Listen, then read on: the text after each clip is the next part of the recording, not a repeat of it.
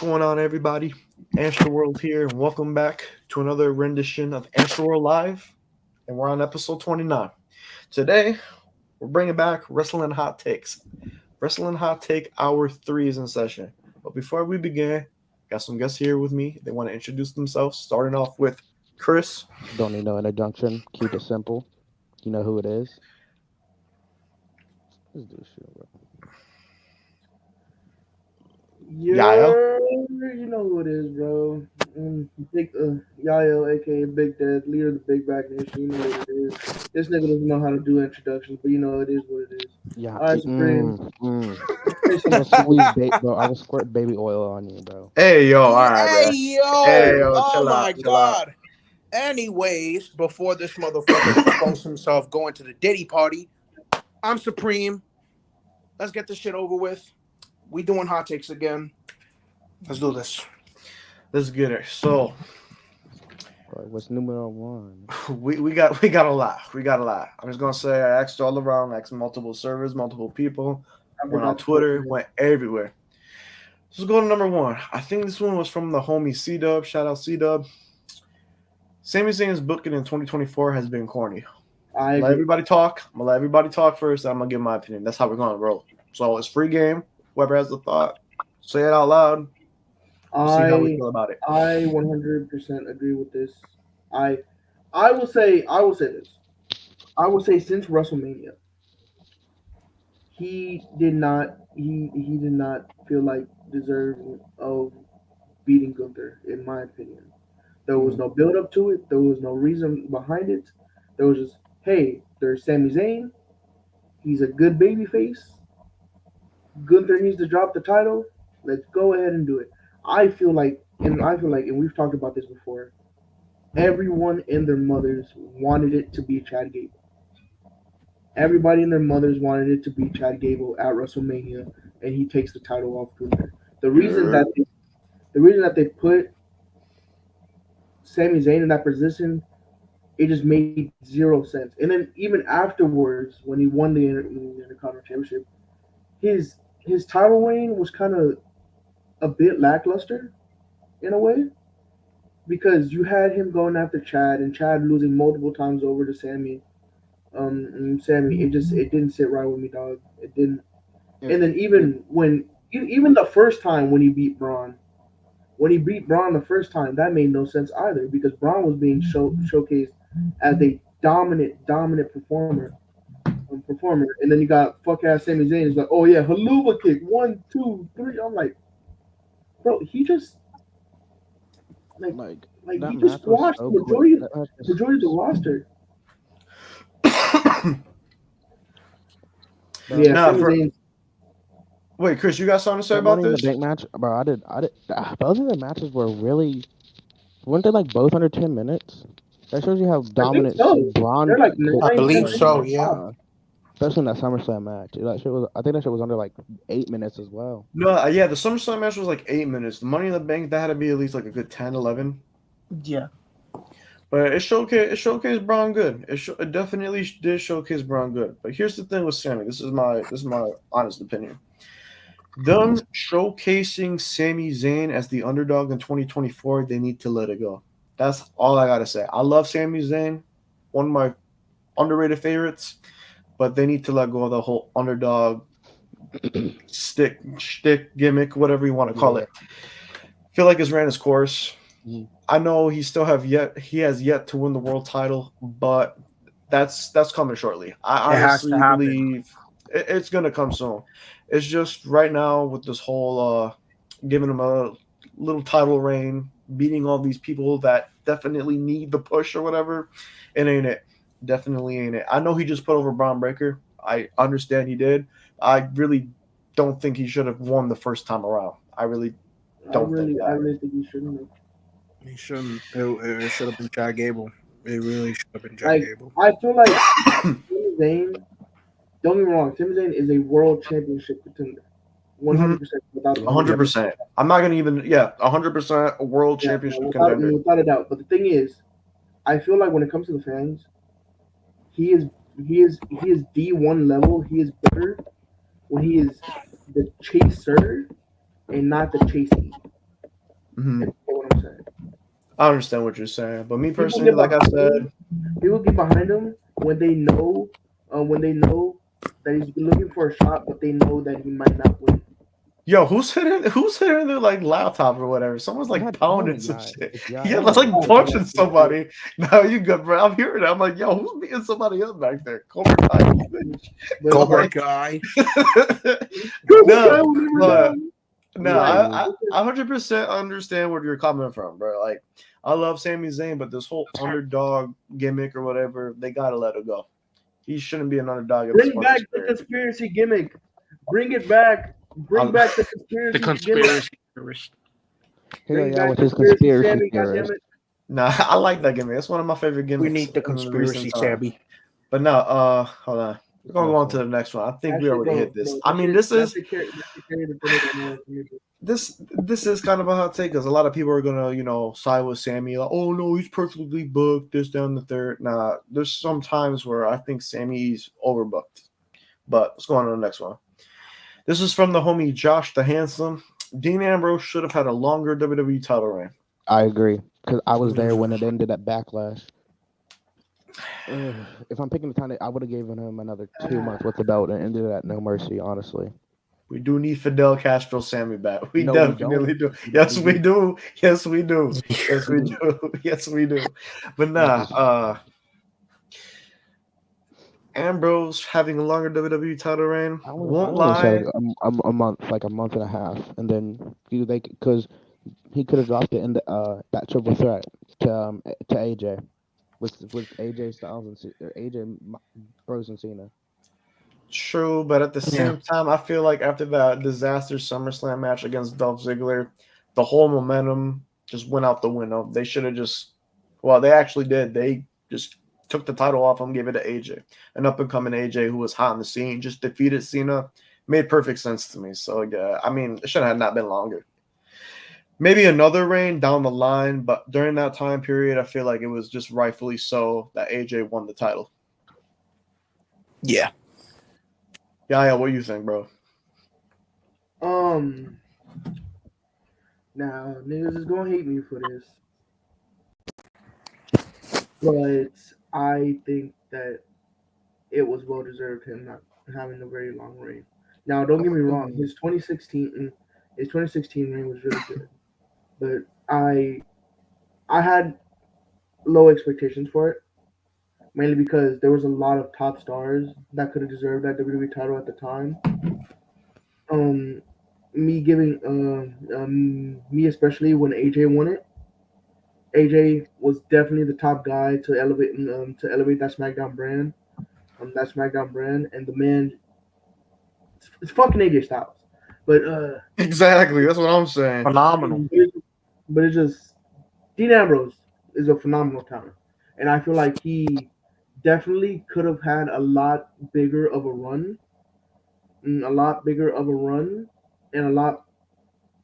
bigger of world title opportunities and world title wins that he could have. But I feel like with that one win, I feel like I knew what they were building up to. They wanted the Shield to hold the championship on the same night. The reason I would want him, I would have wanted him to have a longer reign was merely because if he would have won it at WrestleMania and done the Shield triple threat like everybody wanted them to do. Yes. They should have done that Mania, but here's the thing. Injuries, just how storylines played out and everything, the timing and everything was weird. They could have eventually done it, but I don't feel like it would have had the same effect that it did like during that time period, if that makes sense. It wouldn't have the same effect. But with Dean Ambrose having a longer WWE title reign, yes, it should have happened, but we're talking about that specific title reign that he had. No. Honestly, no. Now, this one is going to be interesting. This is going to be an interesting one. Randy Orton is the most influential wrestler of the past 20 years. Bro, have we not seen Eugene, bro? What are we talking about, bro? This dude. This Look. dude. Look, me personally, me personally, I think it's Jimmy Wang Yang, but that's just me. No, I'm just kidding. Real talk. I could see. I would say Randy has definitely changed in the past 20 years. I say Randy, he is more of elevating new talent and basically showing off the new talent. Like I feel like his match with Javon Evans was a perfect way of elevating this kid who can be an absolute star for this company Mm, in the next 5, 10, 15 years. Like yep. dude's only what? Like he's younger than me. I think he's And like but 21, 22. no, he's 20. He's 20 years 20? old. He's not even legal enough to drink, and Damn. he's 20 years old. And so um and so that man has legitimately the rest of his fucking career career ahead of him. And Randy Orton giving him kudos saying like, yeah, bro, this man might be like the future of this company. Is like one of the Hey, biggest Shoes better one of join. the biggest ones Bet. that he could do. I could say honestly, I've had my 50-50 opinions about him, but I would say the most influential person in the past 20 years is 100% Jonathan Lamar Aloysius Cena. Here we go. This dude. But nah. Wait, if it's someone influential, That live stream was fire. I think it might be Jeff Hardy, though. It's got to be Cena or Jeff. I say, Yeah. look, hear me out. Hold on. Can I say my piece? Can I say my piece real quick before All we right, go on, Unc, y'all? go off then, Unc. All right, bro. Look, Go off, right, man. Randy definitely could be influential in these 20 years, but I don't think he is the most influential. Like, look, I understand the RKO and everything, the whole sadistic heel type of character. He pretty much paved the way for that, but at the same time, there's been a lot more people out there that have been more influential in these last 20 years. Let's see. Cena, definitely Cena. Jeff Hardy, like Chris said. Seth Rollins, I'm not gonna lie, Seth Rollins is definitely up there, especially for in-ring ability. Bryan Danielson, we gotta throw him in there too. Eddie Guerrero. Here, this is my Eddie, piece. definitely Eddie. Ray. This I'll is- say Ray. This is But I won't say. So here's the thing. I won't say he is the number one most influential. Top 5, maybe top 10. Without a doubt. Without a doubt. Yeah, But I won't say he's the most this. influential. The reason I would have John Cena up there, is for the mere sake of this motherfucker has done everything in this business. He's done it all. He has won championships after championships. He has done movies. His popularity is beyond the fact of just wrestling, of just WWE. Nigga, I can walk down the street, see a random person. I could be talking about wrestling. He's like, "Oh, you talking about John Cena?" And then it's like, they're gonna know who John Cena is. Off the rip, the minute someone talks about wrestling or WWE, the 3 names that come to mind is The Rock, John Cena, and probably Batista. Like I'll that's say the Undertaker. Batista. I'll say the Batista. Undertaker or Ray. That's a okay. Undertaker, I definitely can see. Batista, I don't think so. he's No hate to Batista. No hate to Batista. But influential, I just don't really see it. I would even throw in I mean, Roman. like the first wrestlers that come to mind is what I'm saying.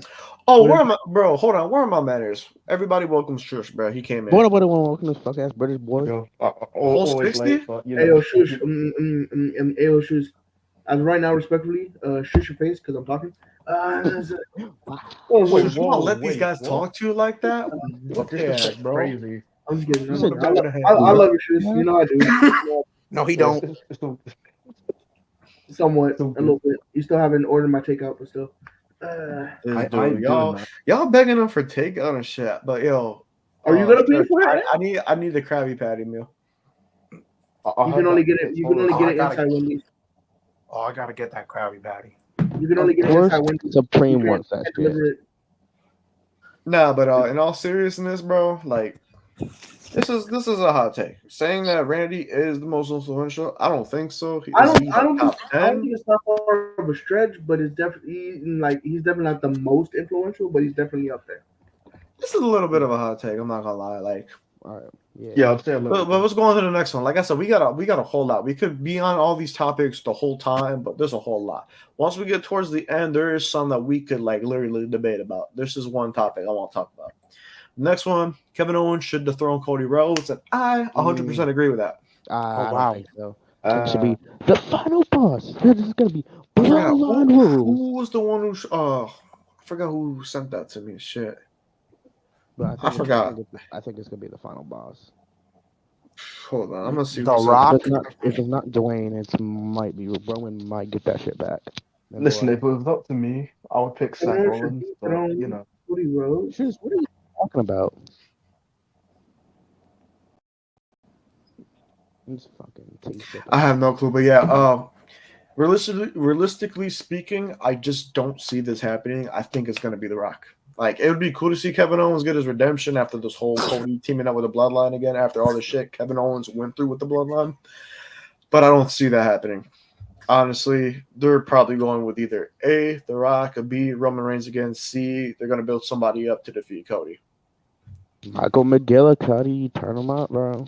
Teddy DiBiase Jr. Yeah, because he's gonna get out of prison anytime soon. Yeah, to help. Yeah, to turn on Cody. Nah, next one though. Ric Cheeky Flair baby. severely overrated in ring. That's I would crazy. say so, yeah. That's He wasn't crazy. that good. That last Whoa, match have you- proved it. No, I'm bro, kidding. bro, whoa. Have you not seen the bag he had in NWA, bro? The I've never crazy, watched a single NWA match. This is. Sounds- I'm not gonna lie. sounds This about is a crazy ass take. crazy, of course. Hey, if Drew's available to chat, see if he wants to join. Hey, whoever wants to join, like I said, it's free game for everybody. Let me know. The homie Drew always welcome, bro. We love Drew. Of course, bro. Everybody's welcome. But nah, severely overrated in ring. I had to disagree with that. Like, I won't lie. Like, when I was younger, I did kind of agree with this take. But at the same time, growing up and you learn about in-ring psychology and all this other side things. Yeah, you're wrong. Definitely wrong. I forgot who said this, but I probably found it off Reddit or some shit. See, look. Here goes this But- dude. We gotta get you see look merch. We're gonna get see look My merch. God. Yes, 100%. look. Get this Actually, you t-shirt know what? right You now. know, what'd be cool. You know, what'd be cool for next time we're on stream. If we could just have a see look counter on the side. I could tally it up next time. You just gotta remind me. You just got to remember every time I say see look. So But- wait, yeah. I say Ric Flair is one of the greatest wrestlers of all time, undoubtedly.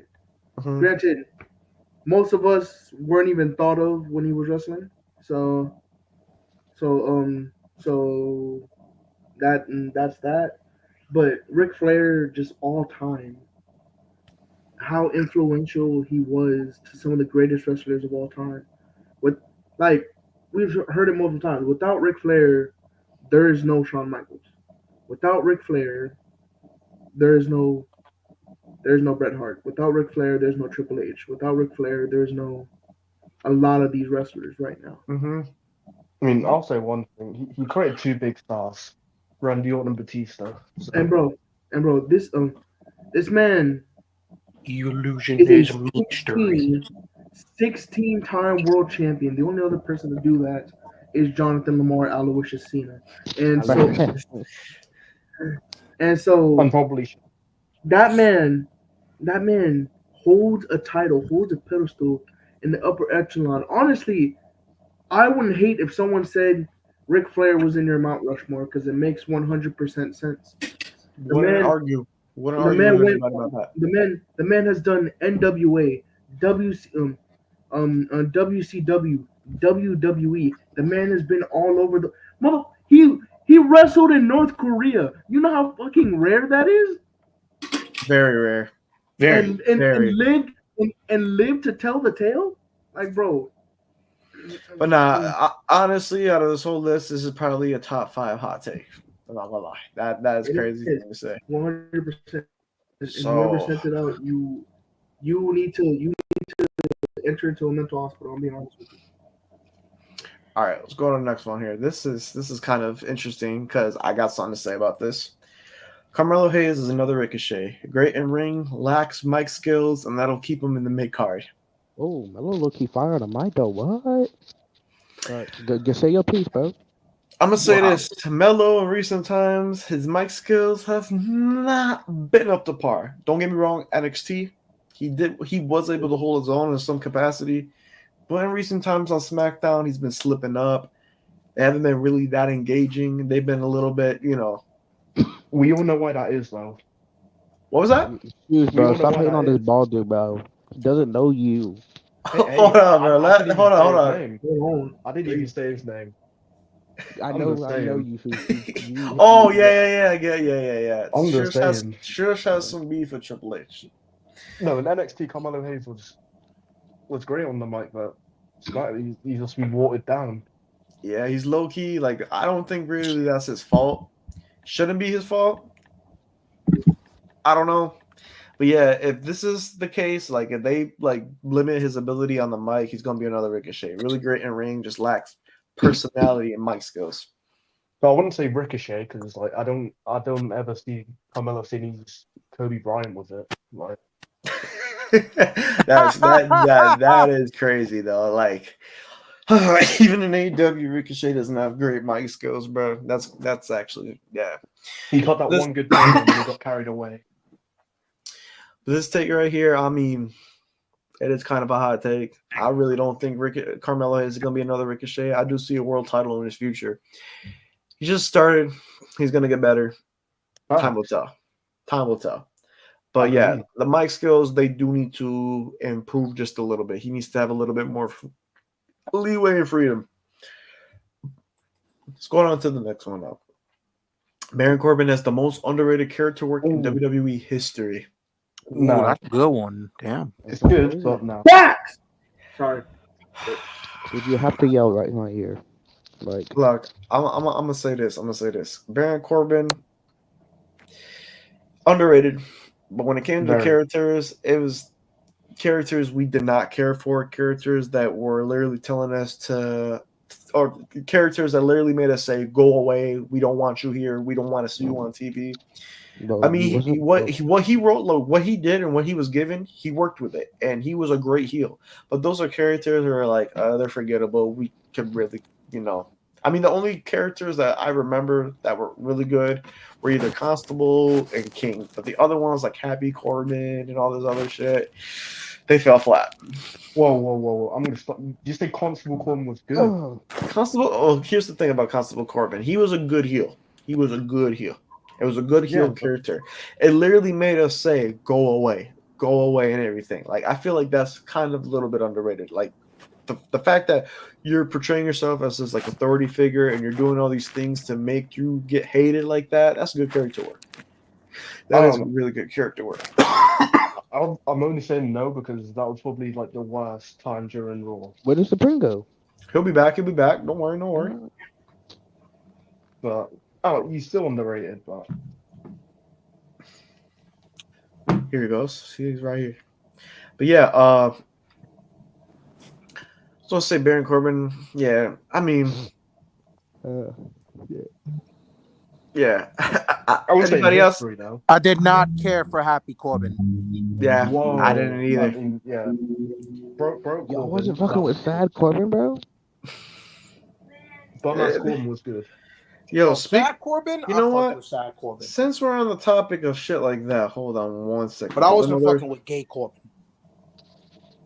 What's wrong with gay Corbin? What you It got? means What, happy. Relax. Before I get no, canceled, it you means can't. happy. You can't. Okay, You really can't describe it like that during this okay. time. All right. Yeah, I was gonna say, pause. All right. Since we're talking about Happy Corbin, let's talk about the time period that happened in. WWE 2021 was not as bad as people make it out to be. I've never seen hardly anybody say it's bad. I think it's all right. No, Like, I've seen some people shit on it, and I'm not gonna lie. It was a If it bad wasn't year. for some banger matches, Roman Reigns, yeah, 2021, it's pretty forgettable. Yeah, A lot of bad things happened that year. I'm not gonna lie. Bianca getting squashed by Becky, even though there was a redemption angle for everything, that was pretty bad. The whole Finn Balor demon getting fucking buried, that was awful. Big E's WWE title reign. I mean, even though he won it, it was a good feel good moment. Just the reign itself fell flat, which really criminal, very very Wait, criminal. hold on. Hold on. There was one good thing in 2021. Oh God. The Viking Raiders. Come on now. What are the Viking Raiders? The Viking Raiders. Listen, Ne- Whoa. I That will was say so this good. though, please. and I will say this though about 2021. Here are the good things about 2021. The Roman Reigns coming up with the Tribal Chief character. The whole Daniel Bryan Roman Reigns Edge storyline that was phenomenal. Sasha Bianca main eventing Mania that was phenomenal. Walter and Elia. NXT in general. NXT in 2021. I know a lot of people did not like it because of the whole UE breaking up, Adam Cole turning heel, this, that, and the third. NXT in 2021 was really fucking good, in my opinion. But if we're talking about main roster, yeah, the bad things outshine the good things, in my opinion. But anybody else got anything to say about this? Because I mean, No. this is kind of a little bit of a hot take for me. Because 2021 was pretty bad for WWE. I'm not gonna lie. With all the releases too, like Bray Wyatt, Braun Strowman, Aleister It was Black. it was terrible. Yeah, I'm not gonna lie. Yeah, 20 like looking back at, I like 2021 as a year, but like we're looking at WWE. Yeah, that wasn't the best. We've seen better days in WWE. All right, this is a good take right here. Danielson 2023, 2024 is better than Roman Reigns 2021 and No. If we're 2022. talking match quality, No. clears, fucking wipes, clears by far. I'll let everybody get their pieces out, and then I'm gonna say what I gotta say because obviously everybody else talk. So if we're talking strictly in quality, Danielson wipes. No, really no debate. Match quality, hell, even story. I'll take Danielson's all in story over a lot of what Roman did during that time period. That's just me. You All right, know, yeah. What you got in mind, bro? I want to hear what you gotta say. I'm coming to you the yes session, so know, let's lock in. because of Ant, it's fuck Brian Danielson. No, I'm just kidding. But uh, shit, this is hard. Roman Reigns' entire run entirely, like from like 2020 to 2024, was absolutely phenomenal. I would say Danielson's run, as great as it was very short lived, tragically. Um, and so I would give the edge to Roman because even throughout 2021 and 2022, he was still at the top of his game. He was still very much the biggest star in the company for 2021 and 2022. And I feel like with Brian Danielson, he was he is always great at playing the guy you want to win, the guy you want, the guy you want to be champion, the guy you want to be the star. He is always going to be great at Oh playing that shit, what's role. up, Drew? Hold on. Hold on. What's up, Drew? What's up, Drew? Joseph. Welcome.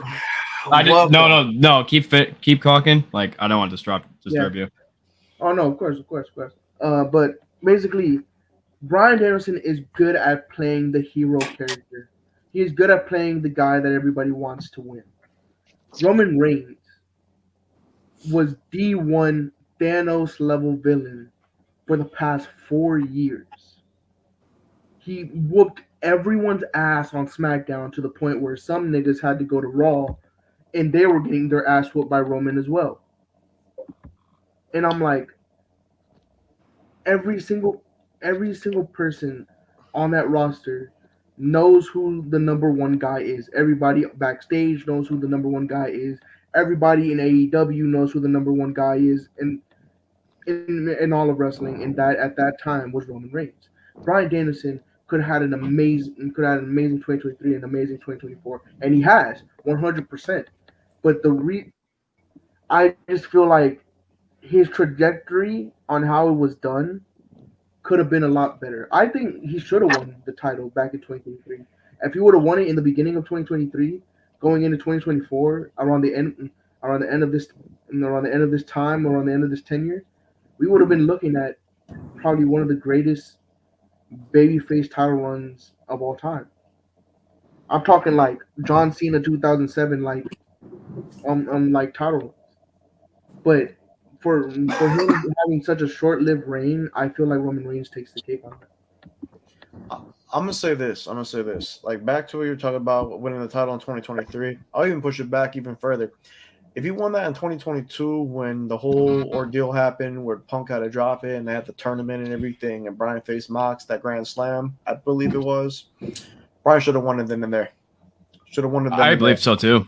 Yeah. I just feel like the title reign is just a little too later than it should have been. Hit it right on the head. Right on the head. Happened way too later. And his first defense too, he loses it. Yeah. Wait, wasn't that his? If I'm not mistaken, that was his first defense against Mox, right at the pay per view. No, he had a defense against Jack Oh, Perry. Jack Perry. Yeah, Jack Perry. So, like it was the. that's- What Like, was it that the title all for that- title, or was it just for the? Was it just It for was just the it AEW was just team? for the AEW belt. AEW belt, yeah. Because I'm not gonna lie, I've been kind of out of touch with AEW like that. I mean, I do keep up a little bit with Brian, but like AEW is just Not kind as much as I used to. Yeah, honestly. exactly. It's just Brian should have won that in 2022 because if he won it in 2022, he would have had a longer, better reign. But now, since this is in the like ending stages of his career, the reign fell flat, and yeah, it's disappointing. I just feel like this reign alone is just too short lived. I feel like it could have kept on going, but then again, his contract did expire, so maybe Tony could have like easily like set him for one more year, but he didn't go into that approach. Mm-hmm. But like now, like talking about Brian being better than Roman in that peak, Roman in 2021 and 2022, that literally is Tribal Chief's prime right then and there. Danielson 2023, 2024 put on some of the best matches I've ever seen, whether we're talking about MJF, Osprey, Okada, you name it. You name it. But honestly, I'm gonna say Roman 2021 and 2022 is better than Brian. This is coming from the biggest Brian stand. That's my favorite wrestler. I'll be a fool to say Roman He's like not really, this he's reign not right really a now. Brian fan. He's not really a Brian fan. Hey, what's that thing you do with a soccer ball, bro? I think you kick it. Nah, I'm playing. Yeah. But yeah, I mean, this is quite a take. I'm not gonna lie, this is quite a take. The only thing I would But it's say, definitely a debatable one. I think there's a lot of Bryan Danielson fans that will say that this ring was better, and they'll negate that Roman's wasn't like really as impactful that they want to make out to be. But at the end of the day, Roman, he kind of just felt like that real life super villain, if that makes sense. Like the guy that's just like he kind of felt like the puppet master of of all the WWE. While Bryan Danielson, like he was just a really great wrestler, and he put on like great clinics with like everybody that he faced. You know what I mean? Like the character work Roman had in 2021, 2022 literally helped save WWE because if we didn't have that run, WWE probably would have been in shambles right now. Honestly, would have been in shambles. Yeah, and the thing is, like, even with his current run right now, it's showing that Roman Reigns was this godlike being for like the past 4 years, but at the end of the day, he was always just human. And when Roman beat him, it showed that this nigga can be beat. He is not the same. He is not the same tribal chief as we once knew. Hell, Jimmy said it himself. I'm like, bro, I am the only person here who still acknowledges it. Right? Yeah, honestly, this is quite debatable, but yeah, it's a good take. I won't lie, it's a good hot take. It's a great take, yeah. Yeah, the only thing I'd say, I like both, but Roman Reigns didn't have to fall on his head like 5 or 6 times to get a reaction. You said what? I said Bryan Danielson didn't have to say it fall again, on his head. Say it again so Ant can hear you. Wait, what? You can't hear me? Actually say it one more time because everybody's talking over you. Bryan Danielson, Roman Reigns didn't have to fall on his head or his neck like 5 or 6 times in a match. He's more of a safer worker than Bryan Danielson. Say it with your chest, shoot. I like Bryan Danielson, but still, I don't like how he does that. Yeah. I'm not gonna lie about like that. I agree with you on that. Like, I'd rather see him work a little bit safer. I can't recall the last time that Roman injured anybody in a ring. Like, it's been a long time, really. I don't think he's Dimitri, ever look aged at any. Dimitri, look. I'm gonna break it down. I don't agree. Like I said, I'm a big Bryan fan, but I don't agree with this, bro. Because without Roman Reigns in this time period, WWE would be in shambles. Like, look at Bryan was this run right here, this stint with all these classic matches is great, but this character work right here to save the whole company. Probably the best since. Oh damn! I don't Save even the whole know. company. It's been a Save the whole long time company. since we had someone like What, Roman Reigns be like you this heard sort of it? character. And I will say it, like this is literally in the same tier as Austin, Brock, Cena, literally. I'd say it's Literally. better than Triple H's like Reign and Tear, honestly. Oh, 100%. 100%. I agree. Ooh. No, honestly, you may be right because the Reign of Terror was like what 280 days or some shit like that, 3 Yeah. something. But like I don't- that was when like people started to turn off the TVs, and then when Roman came on with his heel work, this is when people started to really come back to watching SmackDown and all the like WWE all over again. Michi said it best right here, bro. Like this time period helped move the bloodline into like the bigger faction that it is today, bro. Facts. He's the reason why Jay's one of the biggest stars on Raw, if not the Mhm. whole Well, company. you guys heard it here first. Antstroworld is a liar. He is not really a D1 big Bryan Danielson fan. This You know, dude. all I'm the- being all the- unbiased and I'm being logical here. Like, let's be honest, bro. Yes, Look, all the pictures- Roman 20. Hold on, Roman 2021. If you're telling me that this like stint with like all these phenomenal matches, which don't get me wrong, I'm not negating it whatsoever. But we're not gonna disregard Roman Reigns' character work from 2021, 2022. That whole all the storyline in the beginning, bro. Come all on the now. pictures that he took with Bryan Danielson at FanFest, they're all lies. He's all lies. So you said hold 60? Because yeah, I gotta Hold 60? I got 60 maybe, Maybe hold 90? maybe 120. Who knows? Maybe 120? what about 365 days? You said hold life. Life? That's crazy. Yeah. All right, we're gonna move on to the next one. This one is fucking crazy. Tiffany Stratton is better than Becky Lynch. No. Too early. No. Way too early. Way All right, Too that's soon. all we Way need to too hear. early. Let's move on to the next Too one. soon. She has potential. I'm not gonna lie. She does have potential, and the 3 years she's been wrestling, she has shown potential. But way too early. I will say Not gonna this: lie, it's not gonna really lie, impressive of like how not gonna lie, this long she's kinda- been wrestling It and kind of sound like a how. Chris take, but we gonna move on. Hey, you watch your fucking mouth talking to me, boy. Hey, Whoa. boy. I will say this though about Look at that Tiffany, like school tomorrow, she has already No. like become a really great Mm. wrestler, and she's only been doing it for like what, like maybe 4 years now, 5 years. 3 years. No, literally 3 years. She started It's wrestling insane. in 2021. That's Like, her- insane. You know how hard that is to pick up that sort of pace and be that like that top of your game in that 3 year span. Dude, I seen That this is on Twitter. insane. I seen this on Twitter, Michi. I seen this on Twitter. Like, you be shocked what people say on Twitter, bro. People are Oh, delusional. don't there. even. Don't, Where's a don't get me started cesspool on with that. Shush. fucking idiot? Shush. I seen something on Twitter, the little thing about Brock, which we're gonna get into later. Mhm. We're gonna talk about Trust me, it. Yeah, I see, look, read the comments, and when I say it hurt my head, Yeah. like, Mitri said it. Mitri said it best, bro. A child made this. A child made this happen. Literally. All right, we're gonna go on to the next one though. This is by Chris. Chris, Oh, yes, sir. Chris right Yes, here. sir. He claims Japanese wrestlers are the best wrestlers Oh, ever. easy. Like, explain Yeah. yourself. Better Hold on, wrestlers. since we got him here, explain yourself. Off the cap.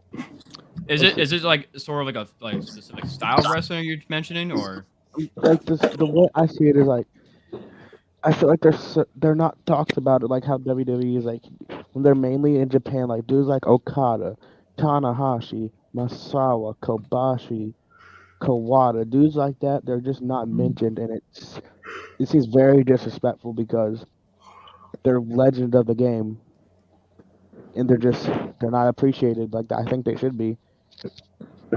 I will say this: they definitely innovated a lot of wrestling from not even just like from present day, but more or less like from like the '90s too. Like a lot of the stuff that carried over. Like I know, like people like say like Bret Hart influenced a lot of wrestlers, but like Bret Hart didn't do it all by himself. Like he took trips to Europe and all that. He even wrestled in Japan before he even got to the WWE. So I will say, I agree and I disagree with this in both ways. I think like And Lucha that- Libre has a big talk about being the best like And I will say this. I will say this. Japanese wrestling is one of the greatest. Is one of the greatest performances of wrestling I've ever seen in my entire life.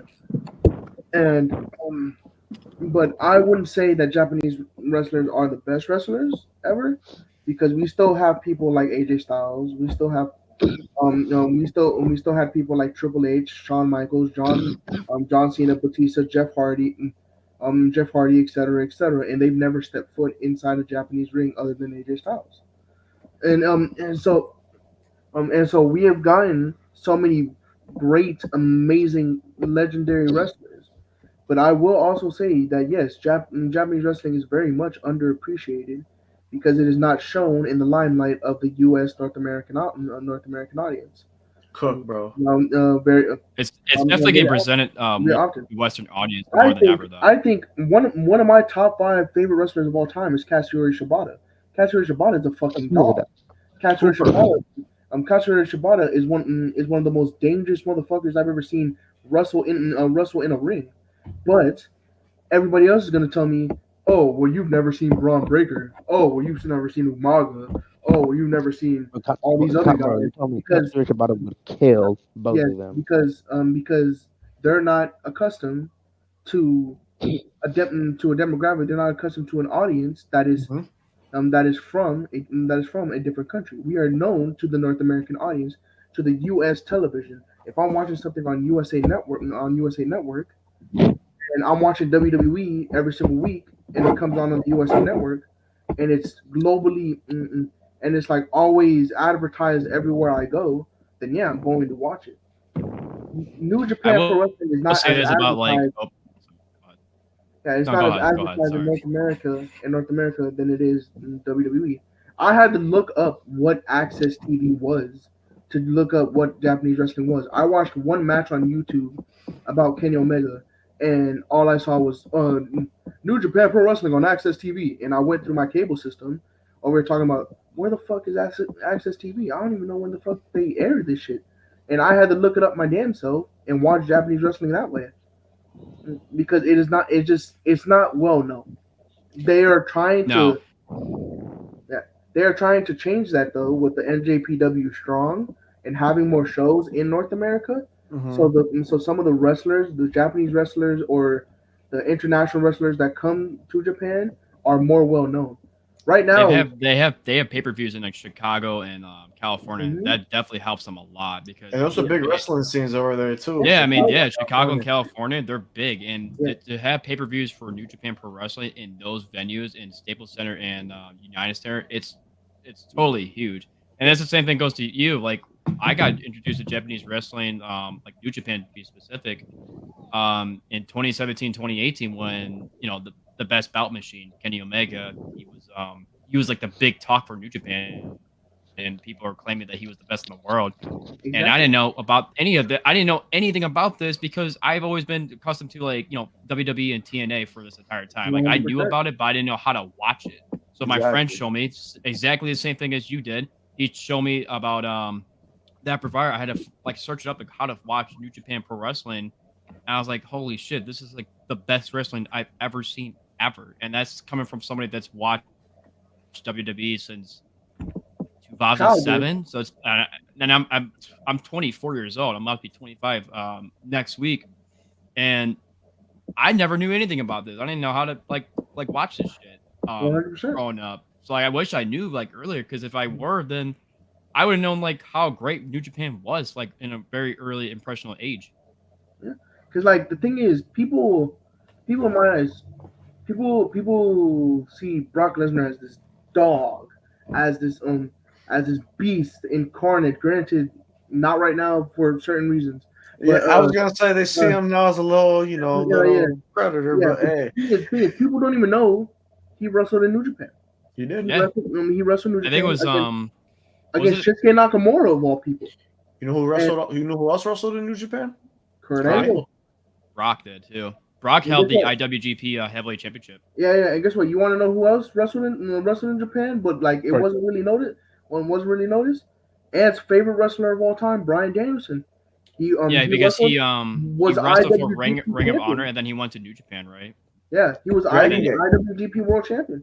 Yeah. He was in Dragon Gate too. He was in a bunch of different promotions. Like I said, he wrestled all over the world. Yeah, but when it comes down to Japanese wrestlers being the best wrestlers ever, there is a good case for that. This is a really hot take. This is debatable. I I wouldn't be against it, honestly. I wouldn't be against it. it. Definitely makes a case because it has a lot of legendary catalog, like a lot Yeah. of legendary wrestlers in that catalog. You know, I don't Because you could just people that could say, "Oh, UK has the best wrestlers," and they have a plethora of phenomenal. Yeah, wrestlers. but like They have UK a plethora of has them. really been up in. I wouldn't say that because UK has started becoming a big thing since like mid 2010s. Japanese wrestling has been such a huge thing since like the 80s. Mm-hmm. Like the 80s. In Mexico too, you could literally say Mexico has the best wrestlers Yeah. ever. Like Yeah, it's yeah. literally debatable. Like you could Yeah. literally talk about one region having the best wrestlers. That's when I said put- I agree, but I don't disagree. Yeah, it's kind of tough for me because like I bring United States is number one just because like there's so many wrestlers that have come in and out and then the wrestling. thing is, I mean, like, there's we're just way too we're many. accustomed to it. Like, And we then like grew up number watching two, number it. three is up in the air between lucha libre and Japanese wrestling. Mhm. It's very up in the air. It really depends on how you prefer to see wrestling. So, You like, like I how- remember. This remember is the a good first topic. time- This was a good discussion to Yeah. have. I Yeah, remember it's the first it's time- very tough. There's not really a wrong answer when it comes. I to remember the first time I stayed up, bro. The first time I stayed up was for a New Japan stream. It was like I stayed up until like 2-3 in the morning, watching I think it was Wrestle Kingdom 17. And Kenny Omega was on the card, and oh wait, no, it was it was the Wrestle Kingdom that had Will Ospreay and Kenny Omega in it. Oh, that's 17. 17. Yeah. 17. I stood up to watch that too. Yeah. Really? Yeah. I never watched the that entire thing? I Yeah. watched the entire. Yeah, I watched the Yeah. entire pay per view. Oh, you did? Oh my Yeah. god, yeah, I watched Yeah, it too. so, That like, was- I that was- watched the- I watched that might be one of the entire best thing. Wrestle Kingdoms of all time. I watched the without a doubt. entire thing from like 2-3 a.m. in the morning until probably 7 7-8 in the morning, just watching the entire.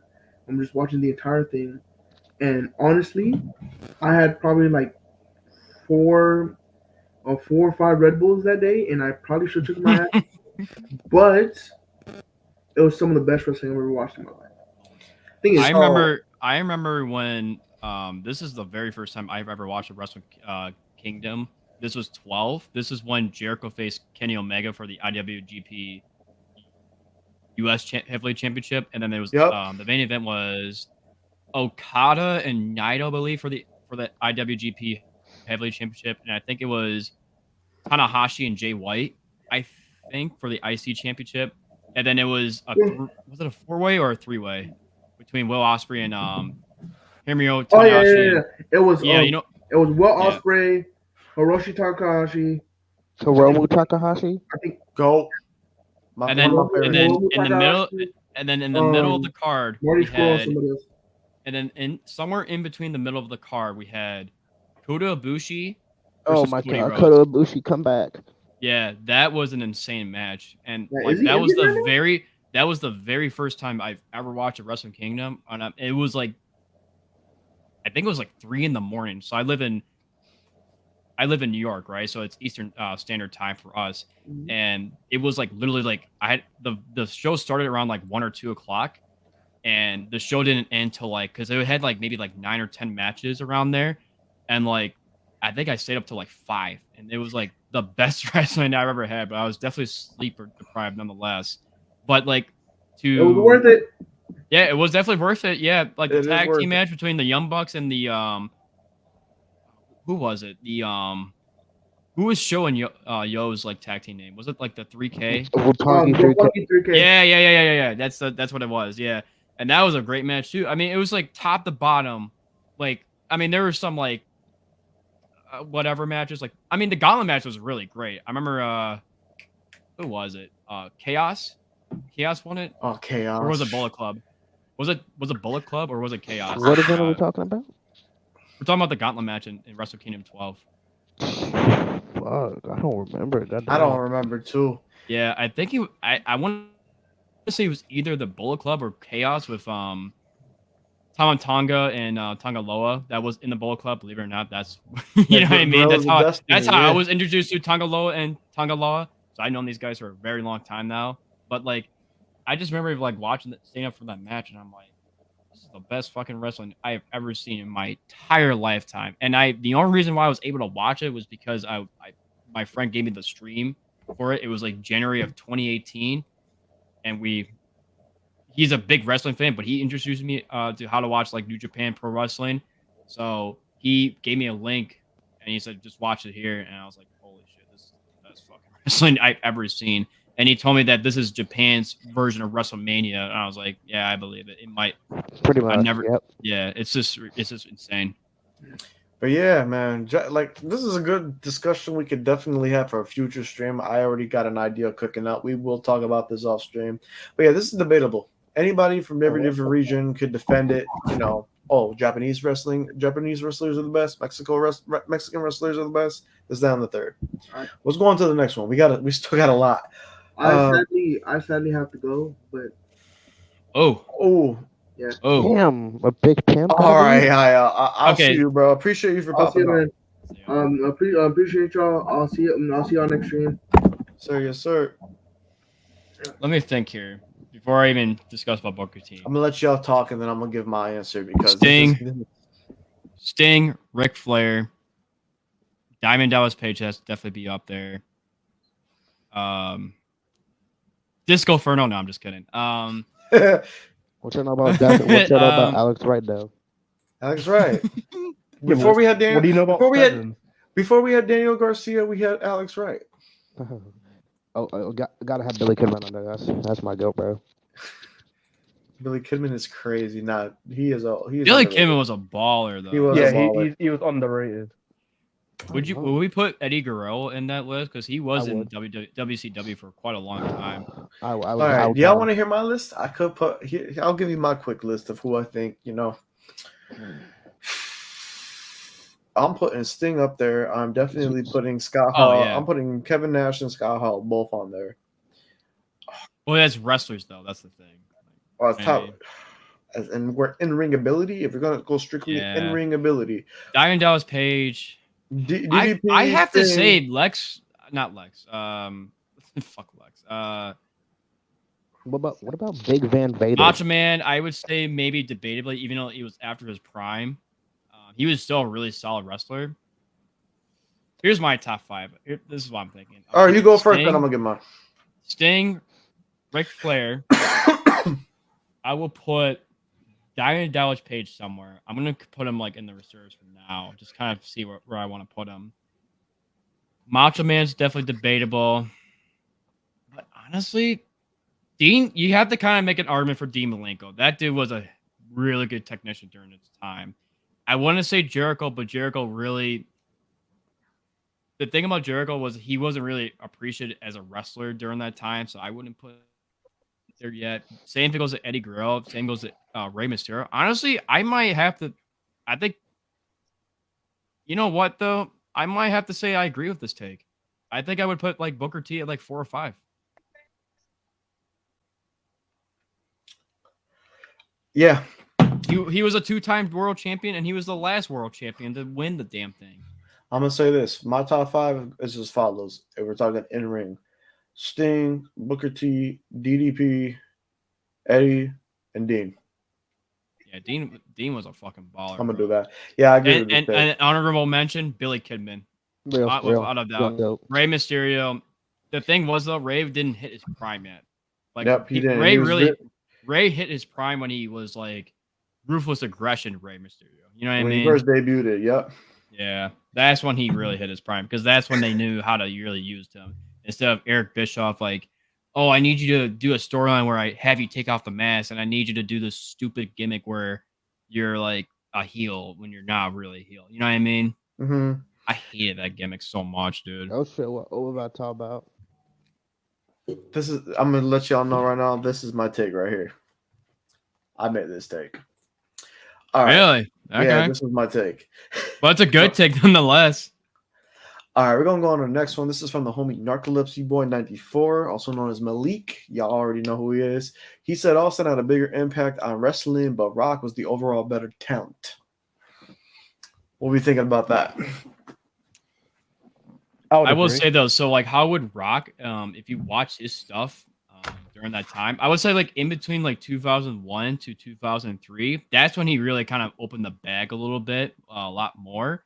Austin, he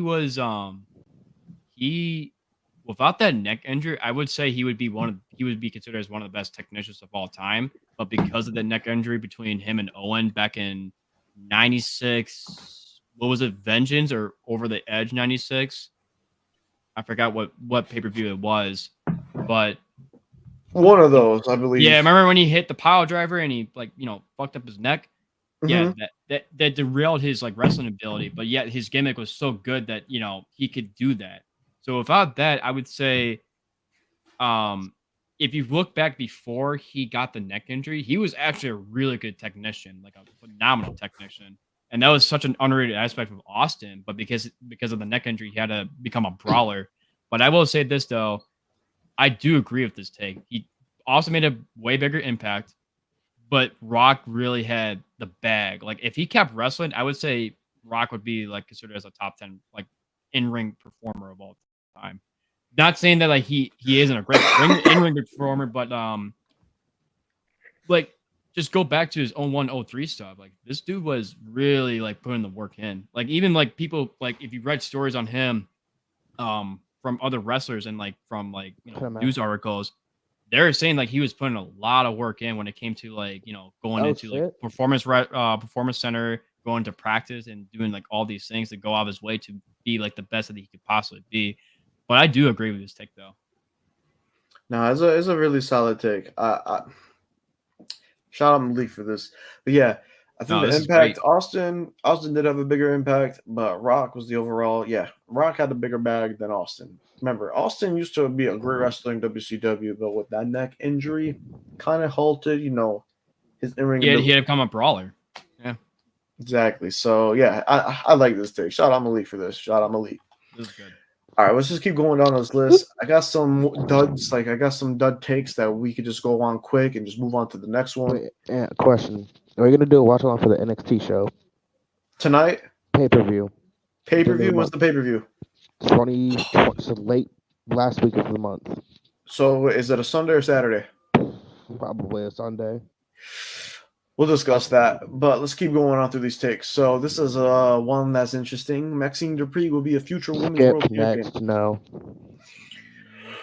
On to the next one. Well, she's gotten better, but I'm not gonna say anything early on. Like I can see her go down at NXT and win the women's IC belt. That wouldn't surprise me. Or North American Championship. That wouldn't surprise me. But as a futures women's world champion, that's kind of a long stretch. Yeah. Time will tell though. But she's definitely getting better though. Oh yeah, she definitely is, for sure. One of my favorites. I'm not gonna lie. One of my favorites. This is a great take. This I disagree. You're a hater, bro. Listen, who the fuck? Listen, okay. All right. Hold on. Before we, Chris, you already know, bro. Who said that before? Shout out Tio. Bitch. Yeah, that's crazy, bro. No, so yeah, this has been a topic that's been discussed. I'm shocked we haven't even talked about it yet on the stream. I've heard this take before, and I just have to disagree. This is more of a take from. I mean, I know YALL made this take, but like this is for like a person that's like that grew up with like the ruthless aggression and like the attitude era and all that shit. But like the thing is though, like it defined the era. You know what I mean? It was during the time. Like people are like the only belt that fitted with that belt was John Cena. That's not true. When I think about that belt, I think of Jeff Hardy. I think of Randy Orton. I mean, Randy Orton looks great on that belt already. I will say, like, guys like Batista and Triple H, it kind of looked a little off on them. But as far as, like, guys like Jeff Hardy and, Randy Orton, I'd say he's the second best guy to hold that belt. Not, like, for reign-wise, but just, like, look-wise. You know how, like, Batista looked great with the World Heavyweight Championship? I say, like, the World Heavyweight Championship looked great on Randy Orton. And that's probably a hot take right there. Would you not say Edge? Edge. Honestly, yeah. When I think of the big gold belt, I legitimately think of Edge because when I grew up watching it, I think of him in 08 with the Undertaker. I think of Edge and Batista. Those are the two names that come to mind. I think of and the Undertaker, and another person I won't talk about, but You get the point? But when it comes to talking about the spinner belt It's been being about- mid, nah, spinner belt was ahead of No. his time. Like to break molds, to break barriers of having a title belt that spins around was unique, very Because unique. what's cool was my favorite thing about the belt was they put a feature in one of the games where you could spin that shit while doing the entrance. That was so fun. Now it was ahead of his time. It definitely was ahead of his time and is iconic because that belt literally reigned from 2005 all the way to 2013. Yeah, 2013. The three people that I think of about that belt, it goes Cena, Punk, Orton. Those are the three. Automatically that come to mind. Automatically that come to mind. But yeah, this is a crazy take. This is probably top 5 craziest takes I've ever heard. It's not mid. That belt was great. All right, since it's Tuesday, we're on NXT. We're talking about NXT. This is quite a take I read. Julia will be better than the 4 horsewoman in the next 5 to 7 years. Charlotte, yes. The rest, no. Actually, Bailey as Ooh. well. Ooh. Yep, You guys I agree can with it? see it. If done well, if done right, then yes. But let's see how they do with her. I want to hear Right from the now. New Japan merchant right here, Chris. What we thinking, bro? Well, I'm really not tapped in with Julia like I thought I'd be, but like from what I've seen how talented she is, I could see it, but I just don't think it'll happen. I mean, I feel like Mercedes and especially Becky's talent really can't be, for being with Charlotte's talent can't be topped. But Bailey, she's slowed down a lot this year, and it's not gonna be crazy if she topples Bailey's talent. The thing is, too, Bailey with the injury that she had in 2021, that kind of like, let's say, for example, Clay Thompson. We all know Clay Thompson. He had that ACL injury that kind of brought him down. Speaking of So it's Clay like that. Thompson, Injuries, he was god awful in that yeah. preseason game. Like I said, these injuries literally deter you. They literally deter you from reaching full potential or going, like, remaining, at a great pace. But yeah, me I have my personally, doubts about Julia. go right ahead, bro. I'm just going off because, like, what they've done in the past, like Oscar, which I still think is one of the most underrated women's wrestlers. She's still not even had a win at Mania yet, which Easily. is crazy. And she's won, like, literally everything there is to win. Criminal that hasn't happened yet. Criminal. So, I don't know. Maybe a few world title reigns, but I don't know if she'll be better than, like, Mercedes or Becky. Charlotte and Bailey, yes. Not the other. Yeah, I'm agreeing with you there. With Sasha and Becky, I don't think that she will surpass those two, but with Charlotte and Bailey, potentially. Charlotte, I don't know with the title reigns. If WWE sees the potential in her, yes. But right now, yeah, the only two that I don't see her surpassing is Becky and Sasha. But this is a great take. I mean, 5-7 years, she could accomplish a lot. Sasha did it within 3, 4. Two. There's potential. There's potential there. This is a good take. Next one. Attitude Era is overrated. I agree a little bit. Oh boy. I would agree. I don't agree with this at all because without the Attitude Era, we don't have nothing. If we don't have this era, we don't have nothing. Like, yes, it was more focused on storylines and everything like that and like gimmicks and everything, character work, which is what people want to see. People want to be entertained. Like, obviously, people want to see some great graps and shit like that, which, I mean, we still kind of got during that time period. But it was more about, theatrics, more about, like, intriguing people to watch, like, catching the viewer or catching the eye of a casual viewer or whatever. That literally everything that happened in the Attitude Era, like, every crazy thing that's happened in the Attitude Era literally caught the attention of a casual viewer. Yeah. I feel like I mean, the attitude. If it wasn't for the Attitude Era, we wouldn't have the Ruthless Aggression Era. we wouldn't. 'Cause- That literally was like a bridge. Like, Attitude Era happened, and then there was like a bridge that connected to the Ruthless Aggression Era because the Ruthless Aggression Era had some things from the Attitude Era still until it fully left on its own. Like, literally took some things from the Attitude Era and just walked out on his own. Like, literally, it was like a bridge. Like, they were the Attitude Era was the dad, Ruthless Aggression was the son. They What walked the until hell he was kind able of to take walk. is this? Yeah, Oh my. I'm gonna let somebody who liked the Attitude Era speak on this. Andrew, go right ahead, bro. We had like wrestlers. We had such a stacked main event card and a mid card. Like I I mean, I kind of gave up the lower card because it was kind of ass during the time, but like there were a lot of mid card talents. I mean, like you gotta remember Chris Jericho came in like '99, and then you had Kurt Angle coming in '99 too. I mean, the Attitude Era, honestly, like I feel like it's underappreciated when it comes to the mid card. I think people may think about the main event with The Rock, the Canes and the Undertakers and the Stone Colds, Mankind, all those guys. Like the mid card was pretty underrated as well. I just feel like I think the reason why they say it's overrated is because they just solely look at The Rock and Stone Cold, Mhm. and not just more or less like the mid card acts.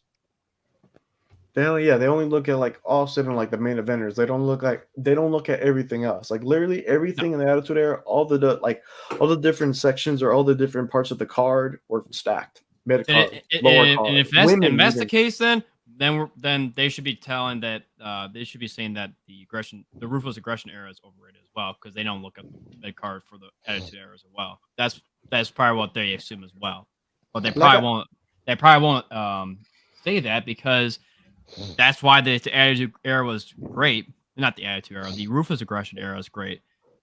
It's just kind of like if you're saying the Attitude Era was overrated because it was carried by the main event, the Ruthless Aggression Era should be considered as overrated as well by their standards. Like I was talking about earlier, like literally the Attitude Era ran so the Attitude or the Ruthless Aggression Era could walk. Mm-hmm. Literally how it is. It's like a bridge too. Like literally, Attitude Era happened. It formed a bridge. The Attitude Era, some of the Attitude Era elements walked over that bridge to the Ruthless Aggression Era, and then that bridge ended up getting cut off like a couple years after. But yeah, I mean, this is quite a take. Yeah, this is probably because we already had. Let's see. I'm gonna go through it. The spinner belt was on the top 5 right now. And the other one was the Randy Orton one. Yeah, the Randy Orton one and the spinner belt one, and this one on top, like the top 5 craziest takes on this whole list. All right, let's keep going down. So we got Bianca Belair is already a top 3 women's wrestler of all time. I mean, there's no debate. There's no. No, I'd say she's top 3 honestly already. Wait, sure. Do you agree with this or disagree with this?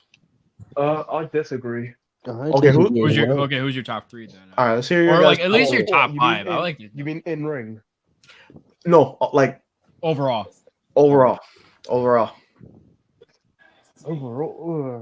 I mean Becky's got to be up there. Yep, definitely. Sasha's got to be up there. I'd say so. Yeah, no, I agree. Okay. I mean, I could see it. I respect. I want to say Oscar, but at the same time, I kind of don't. I don't know. The third one, I'm not too sure. But it's definitely, I wouldn't say Bianca. I'll give you my top 3 right off the bat right now. Go on. And this is completely trying to be unbiased and just logical. Honorable mention, Lita. Yeah. For me, it goes Becky, like no order, no specific order. It goes Becky, Charlotte, Bianca. Those are the 3. Those are the 3 right there. I wouldn't Honorable say mentions. You want to say Charlotte? Beth Phoenix, I think you gotta put her up there. Too. No, I would not say Charlotte. I'm saying Charlotte. She's accomplished everything. She has the most reigns as a woman. Most titles. Women's wrestler of all. She's decorated, literally decorated. Has all these titles. She has Royal Rumble wins, all that. Yeah, but to be honest, like in her title reigns, like they weren't really like memorable. Like true, but we hold Ric Flair to the same chagrin or whatever, the same pedestal, being one of the greats of all time. He got all these world title wins. You can't really. I mean, you can. There is a couple. I mean, I could name a couple Charlotte like reigns that were solid. I mean, I guess, or memorable at least. But you got to put Charlotte up there, in my opinion, top 3, because she's done so much within a short amount of time. Like, it's crazy. Crazy. Names. Tiffany. I'd even put Trish up there. Probably. No, yes. For me, she's top 5. She's for you got to have Trish and Lita top 5. But I really feel like I meant to say I really feel like Becky, Charlotte, and Bianca have surpassed Trish and Lita. I'm being so serious. I really do think like they're still in the top 5. All those wrestlers in the top 5, but I feel like Becky and Charlotte and Bianca have surpassed Lita and Trish. Damn, man. I don't know. I mean, that's I Oh, mean, yeah, I'm not shout gonna out- disagree with it, but like in my list, I think it looks different. You know what I mean? This is the homie Axel Guzman 1017's take right here. Shout out Ax, bro. I I can like already this. It's a tell. good take. I mean, everybody has their different opinions. Like, obviously, Yeah. Mhm. if you're more like so nostalgic about the past, you would say Belair is definitely not on your top 3. But if you like watch every single era since like, I don't know, like since like 07, 08, you would say like, yeah, I would say Belair is probably the top 3. But like, I don't know, you might have to give me a couple more years to say that. You know what I mean? It's respectable. I respect that. Yeah, it I takes say some I time. say give her a couple more reigns. I say, you know what? Yeah, throw it on her. She's stuck in this. I'm not gonna lie, this tag team kind of boring now, bro. They gotta. I think they're like trying to milk it a little bit all the way up to Royal Rumble, so they can start getting the ball rolling with this Jade and Bianca match. That's gonna Bro, I probably hope happen at Mania. Jade becomes a heel, honestly. I know. I want Bianca to be the I want heel. Bianca to be a heel. I'm not Really? gonna lie. I You really think do. so? I think it's time for something refreshing. Unless, well, I don't know. because I I think like Jade seeing would. her. I think Jade would work better as a heel, in my opinion. True, because she has been a heel before. Bianca has too, but at this point in her career, Bianca's like the female Cena. I don't see her Yeah. becoming a heel. I feel just like can't she's picture gonna it. get the Randy Orton like treatment, where like even if she turns into a heel, fans are gonna still like her. You know what I mean? Oh yeah, definitely. That's kind of the problem. You know what I mean? Meanwhile, Jade, I feel like they can easily turn her into a heel. Fans will go against that. You know what I mean? Like against her because as a work. Yeah, but yeah, I like this take. Shout out Axe for this one. Now, this is a person that's in the streams take. Shoosh. Tony Khan is better than Triple H and Triple H booking. Oh, Of course it would be come true. Okay, on. get Shush out of hold here. on. Okay. Get done. Get done. Get done. Get done. It's over. Get done. Hold on. Get done. Get done. We're gonna let Hey, Shush shut explain the fuck himself. up. We're Yeah. gonna let Shush explain himself. Okay. Shush, explain. I'm only saying this because when it comes to a pay-per-view, Tony Khan knows how to book a pay-per-view from head to toe. Like Wrestle Dream this past weekend, I didn't expect MGF. I didn't expect Adam Cole to come back or anything. But look what happened. And also the matches he puts on, the pay-per-views. Like I thought they were all going to be ass, but most of them turned out good. Like he messes up a few times on weekly TV, but we've had great TV matches this year from AEW. We've had some really good TV matches, bro. I just think like if we're talking about booking legend, like saying here's my thing, right? You could be the best booker in the world when it comes to pay-per-views and have all these talents, but yet you have to have the fans to be invested about like what you're doing. And what I mean by that is have them like be part of the storyline where it's the weeks ahead of like the pay-per-view. And I'm gonna be honest with you, as far as AEW is for me at the moment, I haven't watched a single Dynamite for like probably like 2 months now, maybe 3. And I'm not being disrespectful for the pay per view. It's just it is what it is. You know what I mean? Like when I watch a pay per view for like WWE, I feel more invested into the pay per view because I've watched previous episodes of SmackDown and Raw, and I know I can catch up to speed and all that. Meanwhile, with AEW, like yeah, you can have all this talent in this one card, but like honestly, I'm gonna have to like maybe like keep up with like what's going on with all that. Like, yeah, they're phenomenal wrestlers, and they're gonna definitely put out 5 stars. But like, honestly, I'm gonna look in a match like, oh, what the hell happened here? Like, why is this match looking like that and all that? I don't know. It's just like it's more about like the long term investment than it is for just a pay per view, in my opinion. Yeah. I mean, as a wrestling fan, I like more terms of like long term booking than it is for like just pay per views. That's just my honest opinion. If your opinion is on like booking for like pay per views solely, you're definitely tuning in that own opinion. Better treatment of the women as well. Oh, I will say that the booking of the women in AEW is a lot better than it is in WWE. I agree with you. I agree. The Mariah May, Tony Storm storyline.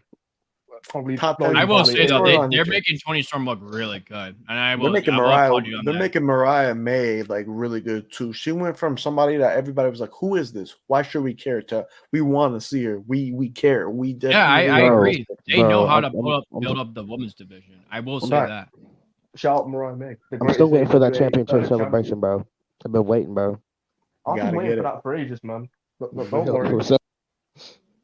Gotta get it. But in all honesty, like when it comes to Tony Khan being a better booker than Triple H, it's debatable, but I'm gonna say majority of the stake. There's advantage that Tony Khan has, and there's advantage that Triple H has, along with Shawn Michaels as well. I just gonna have to take the edge for Triple H because he knows how long term booking is. Like here's the prime example, right? For me, why is Adam Cole a face again?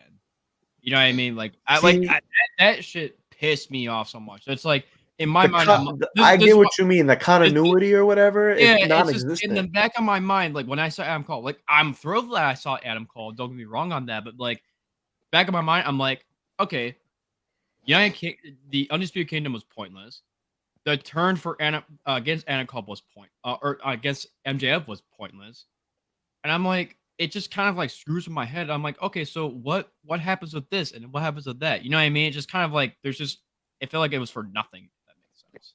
You know what I mean? Like when I think of Full Gear, I think of the stuff that happened in Full Gear when MJF dropped the belt to Samoa Joe, and it's just like, okay, what was the point of that? What was Cole's plan at that point?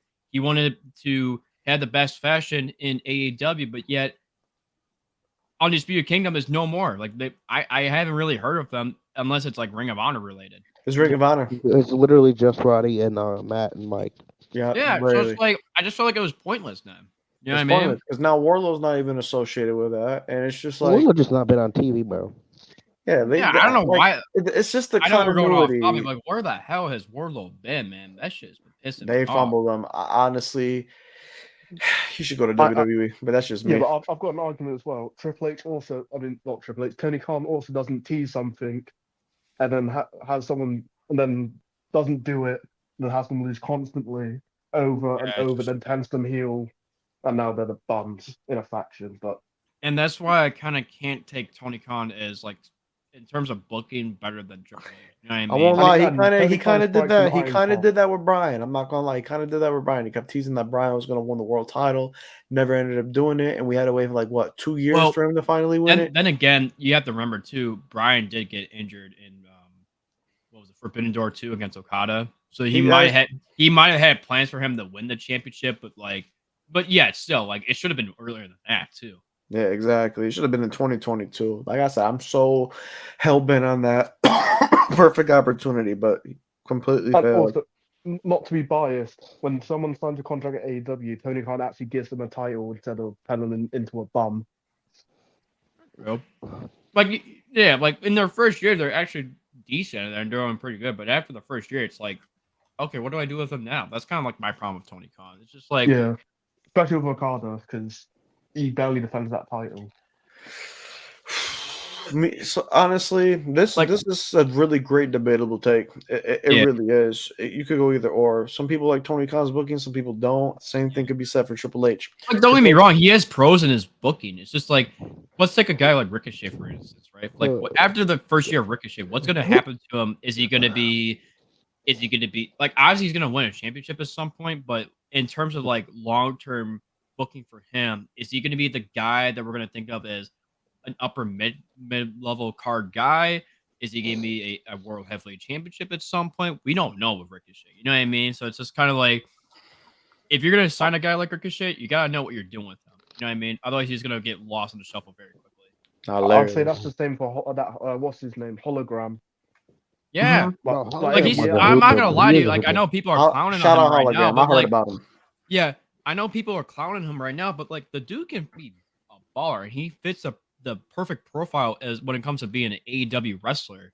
Mm-hmm. But like when we talk about like, let's say like 2026 from now, is he going to be in the same discussion as he is right now? I kind of doubt that, honestly. Oh, I highly doubt that. No, yeah. We all know where he's going to be. He won't be on TV, and then he'll probably Well, I end up getting his contract probably run out, and then he'll either. Who knows with him? Fuck, I'd rather see him back in New Japan than go back to WWE. Mm-hmm. Wait, who? Who was this? If we're talking about Ricochet, I'd rather see him go to New Japan than go back to WWE. Oh, yeah, 100%. I don't want Ricochet in WWE. He'll get lost in the shuffle again. But yeah, well, this is debatable. It's very debatable. Like I said, both have strengths. Some have weaknesses. Yeah. Let's go on to the next one, though. Next one. FTR is the top 5 tag team of all time. This was said by Chris. Chris, explain himself. I'd say so. After I'll let Chris explain himself and everybody can talk. Since they left WWE has been some of the best shit I've seen, tag team work I've seen in a good ass minute. They've had, let's see, when they first won the titles back in 2020, I think.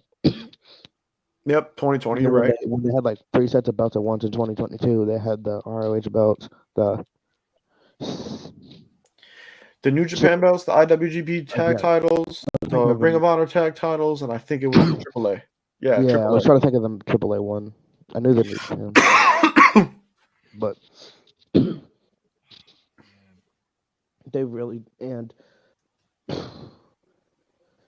and they don't really need the tag titles to prove they're a top team in that company. Right. I will say this: they're definitely one of the best, if not the best, of this generation. I will say the only people that you could definitely argue that they are over is the Usos. That's just my opinion. But Well, okay, when we're talking about like top 5 of all time, I think of the Legion of Boom, Edge and Christian. Maybe not the Hard Foundation. The Rock and Roll Express was pretty good. I mean, I feel like when people talk about Shawn Michaels, they kind of forget about the Rock and Roll Express of how good they really were. The Dudley Boys, maybe the Outsiders, maybe the Hardy Boys. The Midnight Express were very good and way ahead of their time. Who's that one The old ass Fabulous tag team Freebirds, that's the still Von wrestling today? Erics, uh, the Rock and Roll Express, I think it is. That's the what he's Wild saying. Samoans and the Wild Samoans Part 2. That's a really good tag team. The British Bulldogs, and then who else? Am I missing anybody? Did I kind of nail on the coffin with like tag teams for the most part, or no? I think so because my top I five, think like honestly, my top five is this. It goes Usos, Dudleys, Hardys. The New I Age will, Outlaws. I will say FTR is probably better than the New Age Outlaws, though. I That's will my I'm say. waiting for someone to say one name that no one said yet. Hold on, it goes from you: Usos, Hardys, Domination. Dudleys. No, I would Who? say Road New Day. Warriors? Wait, who? New Day.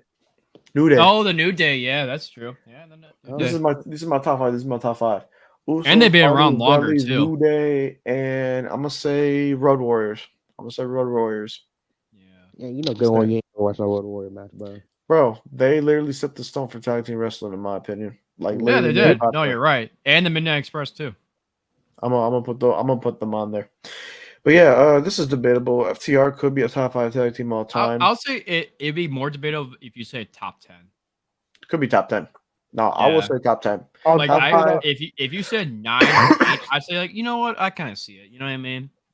What was the year they went on like crazy run in like AEW and Ring of 2022. Honor? 2022. Yeah, they had 2022 a FTR, phenomenal run. definitely top 5. That was when like tag team wrestling was so great in AEW. Mm-hmm. Yeah, they were great in NXT, horrible in WWE.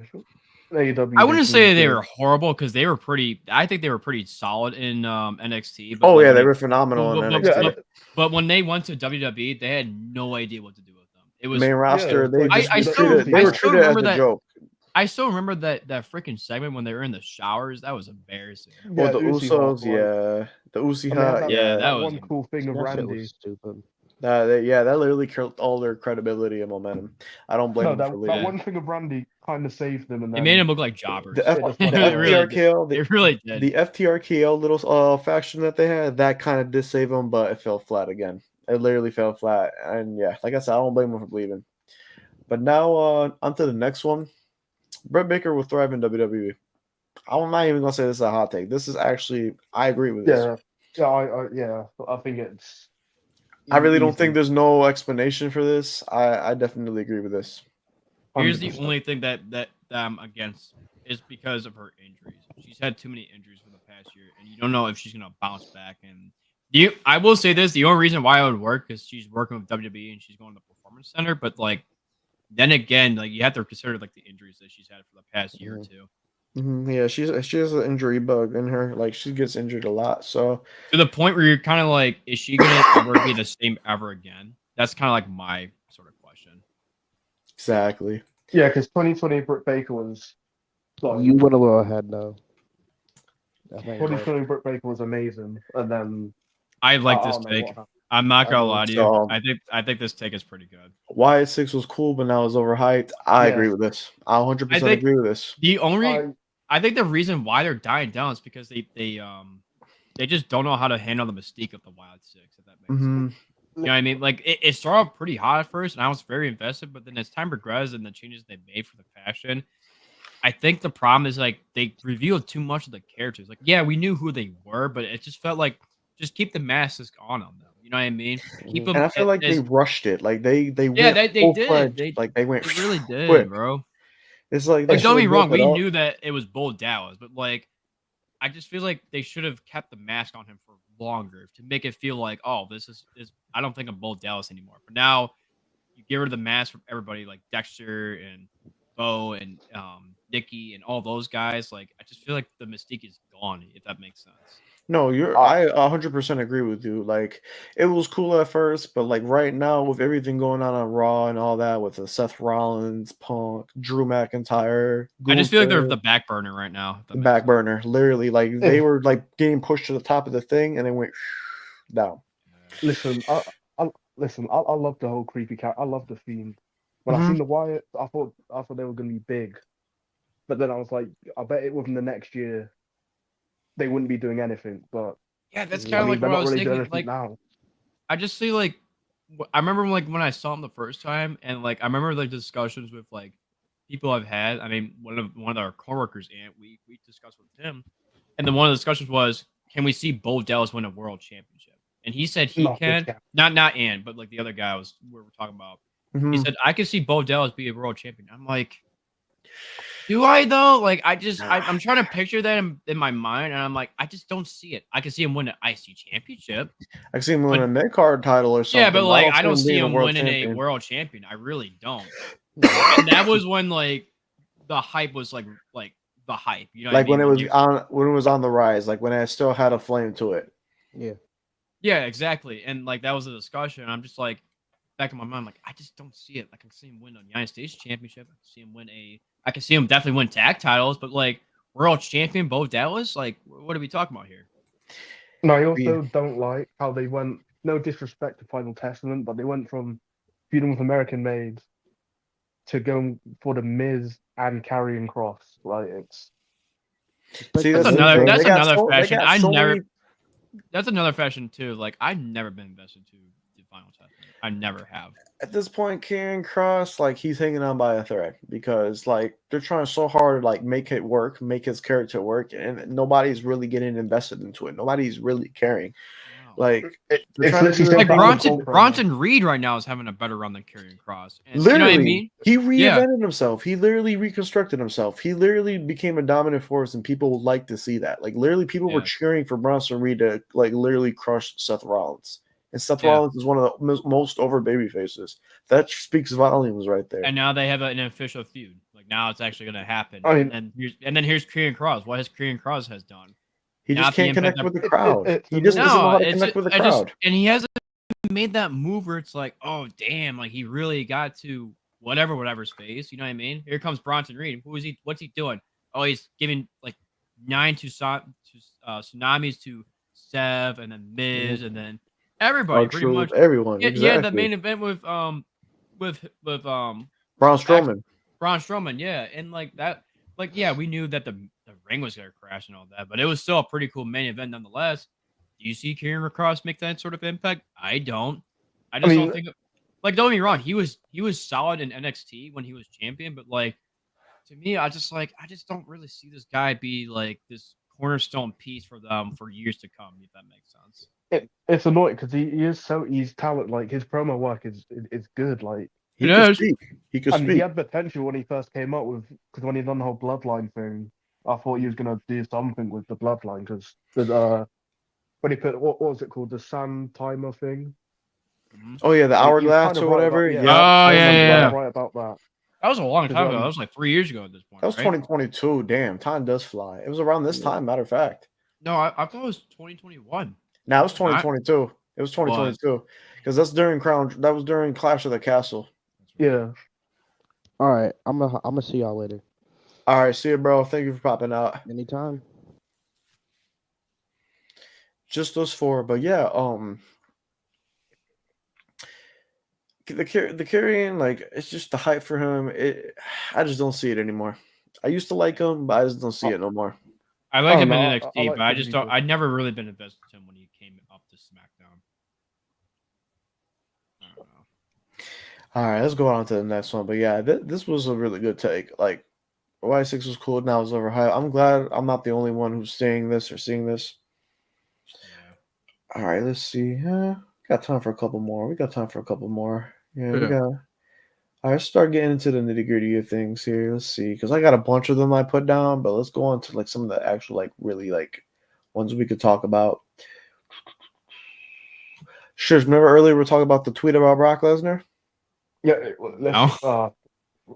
This Here's the take: Brock Lesnar should return and win one more world title. no, Oh shit. and absolutely not. I'm just gonna say this right now. If At it's this a point- 30-day raid, maybe, but I'm not opposed of like what happened in 2018, 2017. Dude. Listen, I don't want to go back to that ever Never again. ever again. Don't be I'm wrong. not- I yeah. like Brock, but the thing is that was hell for me, man.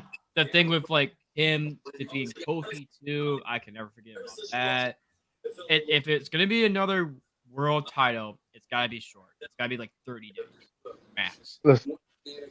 With me, I don't care how long it is pause, but I don't want like Brock should not return. In my opinion, like he had a Oh, at all, perfect send damn. off. No, I don't like him. He had the perfect send off with Cody. He broke character. Like what else does he have left to do? Gunther, like he messed up for himself. Nah, literally. I don't see the Like use of a Brock Lesnar world title reign in the big 2024, maybe even the no, big Let alone in the 2025 future. in the future. he's Yeah, been there's no surpassed. point. He's been No point. surpassed by Unless we Bronson see Reed, like Gunther, a Braun Brock Breaker. versus Roman match one more time. No, That's really no. it. I mean, I don't want to see that they ever would again. I'm gonna intrigue. be I honest. would say they intrigue the idea, but like I just don't. I don't know because here's the thing: if you bring Brock back, what's gonna happen? He's gonna overshadow other wrestlers. Yeah, WWE been better without him, so he can stay. He can stay on his farm, It's do like with whatever he wants. Goldberg. Like when Goldberg came back in like what 2016 around there. Mhm. Yeah, like what happened? He immediately went to the main event immediately, and guess what? Everybody he took the spotlight from everybody else. That's what's gonna happen with Brock.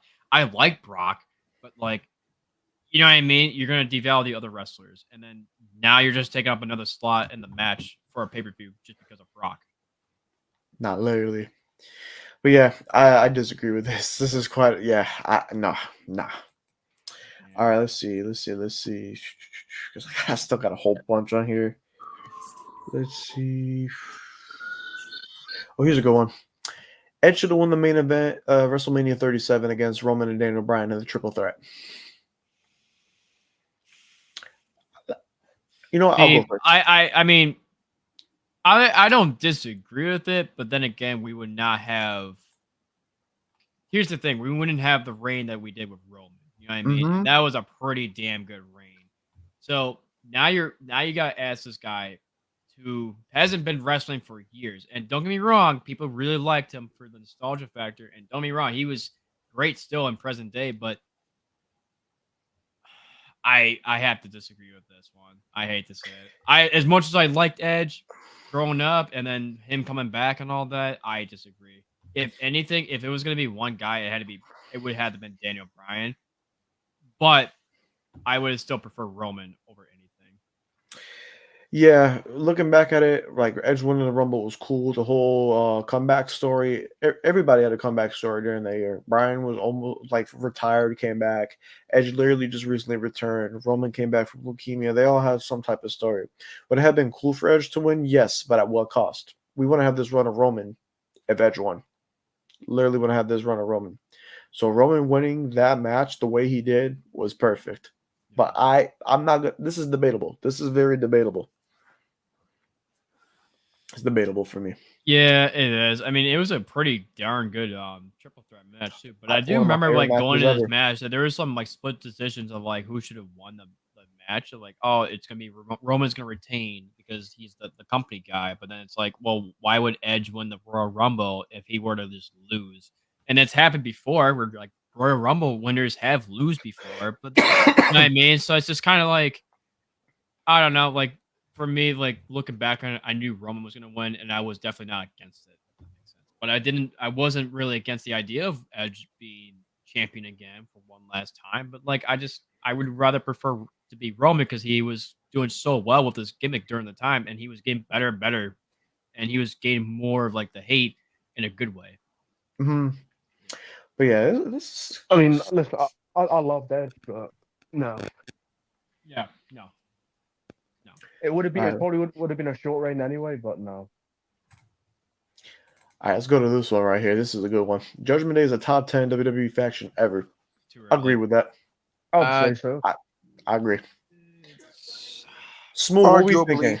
Give me like, okay, when it comes to this generation, I say yes, but I don't know, all time. Are we talking about like just WWE? Oh yeah, Yeah, just I'll say WWE. Because look, we got DX, we got Evolution, we got Shield, we got factions, Missing we a got lot. Nation, we got Nation of Domination, we got the Heart Foundation, we got. the Spirit Squad. I was gonna be like, oh yeah, that's nah, bro. Let's see. I don't know. I mean, The Ministry. I have to really. Ministry Corporation or whatever that was called. That was a. Oh, faction. the Ministry of Darkness. The Ministry of Darkness. Yeah, not the corporate. Yeah, whatever that was called. Wait, we said the Bloodline, right? The Bloodline. Yeah, Bloodline, honestly, because Nation of Domination. Judgment Day was stacked because Rhea had her title. Heart Damien. Foundation. Ooh. I wanna literally. Okay, who's I was thinking about Undisputed Era, but honestly, I think No, that you can. I think Judgment Day might take the cake from them. Honestly, No, you can put Undisputed Era up there. You can, definitely could. yeah. What about Undisputed Era easy. Evolution? Oh, Evolution, easily. overrated. Top 3. yeah, DX. Overrated. Wait, what? I think they're overrated. That's why because I hate Triple H. That's a hot take right there. Evolution being overrated. Damn. It's not just because I will say this though: the thing that I didn't like about Evolution was like it took up way too much TV time. I just feel like not a lot of guys The really. Reign of Terror. That's the Reign of Terror. But now I agree with this one being a top 10 faction. I definitely agree. I see it. I'll say fringe top 10. Like it's definitely get in there. Give it like maybe. I'll say like 8 to 10. Because they give it. I say much. if you let it go for like maybe like a year or two, give it like I don't know, man. Because you gotta remember, Ministry of Darkness didn't last that long either. Because you got it started from like 98, like late 98 to like late 99, I believe. But the thing is, Judgment Day, it's been like 2.5 years, and they accomplished so much: Money in the Bank, world title, a women's world title, tag team championships. Yeah, and you Money gotta remember, in the Bank. And you gotta remember the two Ministry of Darkness. Did they win tag titles? I don't think they did. Yeah, it's Judgment. So Judgment Day, like I'm telling you, they stacked. Yeah, but you gotta put I don't know though, but like Judgment Day, because they've had a massive downfall. Who's made more of an impact in their own eras? Would you say Ministry of Darkness in the Attitude Era or Judgment Day in the present day? Judgment Day. You think so? Oh man. Yeah, because for the future right now, Judgment Day has been holding down the modern era, like this new Renaissance era. I will say though, Ministry of Darkness has some like guys are just there, if that makes sense. Yeah, just like Minion and freaking Viscero and fucking what's his face? Who's the other guy? Then they have the Mean Street Posse part of that group, or was yeah, so it's like you know what? I agree. Yeah, so I say Judgment Day is better than Ministry of Darkness. I know that might sound like a hot take for some people, but honestly, at this point, like, you gotta really think about like who was in the Ministry of Darkness. Yeah, they had Taker and all those guys, and like they had some like lower card guys, and then like look at Judgment Day. Judgment Day has 2 women champions in Liv Morgan and Rhea Ripley, not at the same time, but you know what I mean. Mm-hmm. Yeah, Dom won the North American Championship. Damien and that's right. Finn you gotta have the North American title. I forgot. Yeah, and then you got the tag belts, and then Damien hold on to the Money in the Bank, and then he cashed in, was successful with the World Heavyweight Championship, And then what else? What else? I feel like I'm missing somebody. North American champ. I don't know if you Yeah, said yeah, that. he said that. Yeah, Yeah, yeah, I you got said the world, that. you got the world title, Uh, women's world title, Money in the Bank, tag titles, North American title, right then and there, a Rumble win, main, Main not a event of main event. Mania.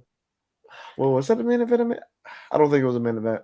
Well, like, okay, he cashed in when it was No. the opener, Oh yeah, and then yeah. I don't know yeah, what I yeah. was thinking. But what I was thought where it was was Charlotte and Rhea. what didn't Rhea took the belt It was from second to last. It was second to last before the main event in 39 for the tag team titles match. But yeah, nonetheless, like they have so much accomplishments within the short period of time, like 2.5 years. All these accomplishments, gotta put them top 10 in my opinion. I No, think 100. But see. like the bottom tier. And then with the Ministry of Darkness, we got Taker win the belt twice. I think twice. No, maybe once. I think once. I think it was once. It was on Over the Edge, unfortunately. But it was against Stone Cold, and then I think Edge. No, did they win the World Championships while they're with them, or no? Edge and Christian, because they remember they were with them for a little bit. I think think so. I'm not 100% sure. I gotta go back and look. I have no clue. And then they had Yeah. Viscera, and then they had Minion. Like, no, they didn't really have a lot of accomplishments. I mean, no, not really. Yeah, I think Judgment Day outweighs, honestly. Yeah. No, I agree with this. I say like I'll put them at 9 or 10 for now. Yeah, I think that's valid. All right, yeah, we still got a couple more. Yeah, I'll say about 20 more minutes, and at the 2 hour mark. All right, this is from the homie Shah from the Brotherhood, our group chat here. Cody Rhodes winning the title of Mania outweighs the actual reign. I agree. Yeah, easily. I agree. I don't think this is a hot take. I think it peaked. It's like the same thing when Danielson. What I meant to say Daniel Bryan because it's like the same thing with him winning the belt at 30. You know what I mean? Like everybody remembers like the moment where he like, won the belt and like the yes chance, and then afterwards it kind of just went like stale. Yeah, but with that being said, he was just injured. Like he got injured and everything, so the reign fell flat. Yeah, because good example. Defended like once. That was Extreme Rules 2014 against Kane or whatever. Yeah. But a better example would be Hangman Adam Page. Hangman Adam Page won the belt. Like the chase for the belt was good, but the actual reign kind of fell flat. I mean, there was some decent matches during that reign, but it just fell flat. If that makes sense. Like he had the matches with Bryan; those were fucking phenomenal. But everything else after that was forgettable. Like I couldn't even really name anything memorable from the Hangman Adam Page's reign. Like the same thing with Cody. Cody's had a couple good matches, but other than that, it's just been falling flat. Like the only good match was this is a hot take, but I feel like Heyman has an underrated reign. Honestly, oh, easily underrated. But I think it's one of the more underrated reigns that they've ever had, and I don't think people really appreciate how good the title reign was. He had really good matches, and the storytelling was there. I just don't think it got overshot because of like the likes of CM Punk, Jon Moxley. Who else was the champion during the time? Kenny Omega when he took the belt. I think it was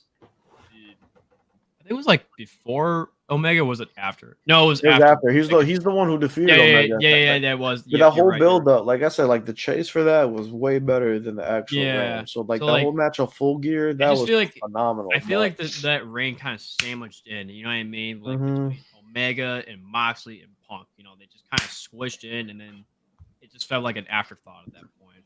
But when it comes to Cody, I'm not gonna say he had bad matches. He definitely had great matches with the likes of AJ Styles and all of them. Solo Sikoa, maybe a little debatable. They had a pretty decent match, I would say. It was okay, but it was decent. It wasn't anything wanted like it to be Roman. Yeah, exactly. So my opinion, like I wouldn't say it's a terrible reign. I say it's a decent to okay reign. It's one of those reigns where you just kind of look like, okay, what do you think of the most? Do you think about him winning the belt, or do you think about like the aftermath? I just think of the moment where he wins it for me. That's really it. And Ozzy, we're gonna go look back and go like, oh yeah, he faced AJ Styles for the belt, but like, it's not really one of those reigns where you go like, oh man, it was such a great reign. I remember when he defended the belt at Backlash or Bad Blood. You know what I mean? It's like one of those reigns. It's kind of like, who knows? He probably could turn it around within these next couple of months, but I doubt it. I don't know. No, because I like this to be in the bloodline. That's the thing. The bloodline's the thing that's making this reign relevant. Like without the bloodline, like the reign isn't really anything important. And it doesn't The really the feel World like Heavyweight Cody's. Championship. I'm gonna say this right now. When the bloodline took that little hiatus from Cody, the World Heavyweight Championship on over on Raw was a lot more relevant when Damian Priest was I champion. agree. Damian Priest, in my I opinion, take. that's a hot take right there. Damian I Priest agree was with the this better one too. champion. I said this in the chat. My opinion, Damian Priest's reign after 40 was better than Cody's. Yep, easily. Yeah. I'll stand on that. I could have discussions Okay. with anybody about that. Yeah. Like I said, it doesn't even feel like Cody's champ. It feels like Roman's champ still. Mm-hmm. Like Bad Blood proved that. Yep. All right. Yeah, we still got a little bit left. Let's keep going through here. This is a crazy one right here. TNA has potential to recover and be bigger than AEW. No. Just this next question. I'm just gonna give it. I'm just gonna give it. No, I wouldn't say that. I'm I'm just not gonna- gonna lie to you. They're getting better, but I'm not gonna say they're gonna be big as AEW. I'm just gonna give a Bigger. quick statement on this. I'm just gonna say this: TNA, no matter what happens, is never gonna go back to the heights it used to be in back in 2004, 2005, 2006. They can No, have they phenomenal banger cannot get the matches right spot back. now, but with the budget, with the TV deal, with everything they have right now, they're never gonna exceed those heights. They don't have this. Tony Khan has this. The reason Yeah, why like- AEW's because this. Tony Khan has this. He's getting all this talent. He's The booking. only- He's making this- shit happen. This is how I compare it. Right? Compared to like back then to now, it would be like if you were to take Cody Rhodes and if you were to have like Hall of Famers like, oh, I don't know, like Sheamus and like all those guys who were like proclaimed Hall of Famers, right? They were in who was in the other company and just kind of like that. Like I'll say this, it'd be like if you were to take Cody Rhodes from WWE, if you were to take Kenny Omega from AEW, and if you were to take Naito from New Japan, and you were able to afford that, and you put them all on Paramount TV, that's what TNA would be like now if it was back then. Easily. But like that's not gonna happen. Never gonna happen. Like I said, right now TNA is at a place where, I see them just being stagnant, just being Yeah, straight. they're like the third/fourth. I want to say fourth.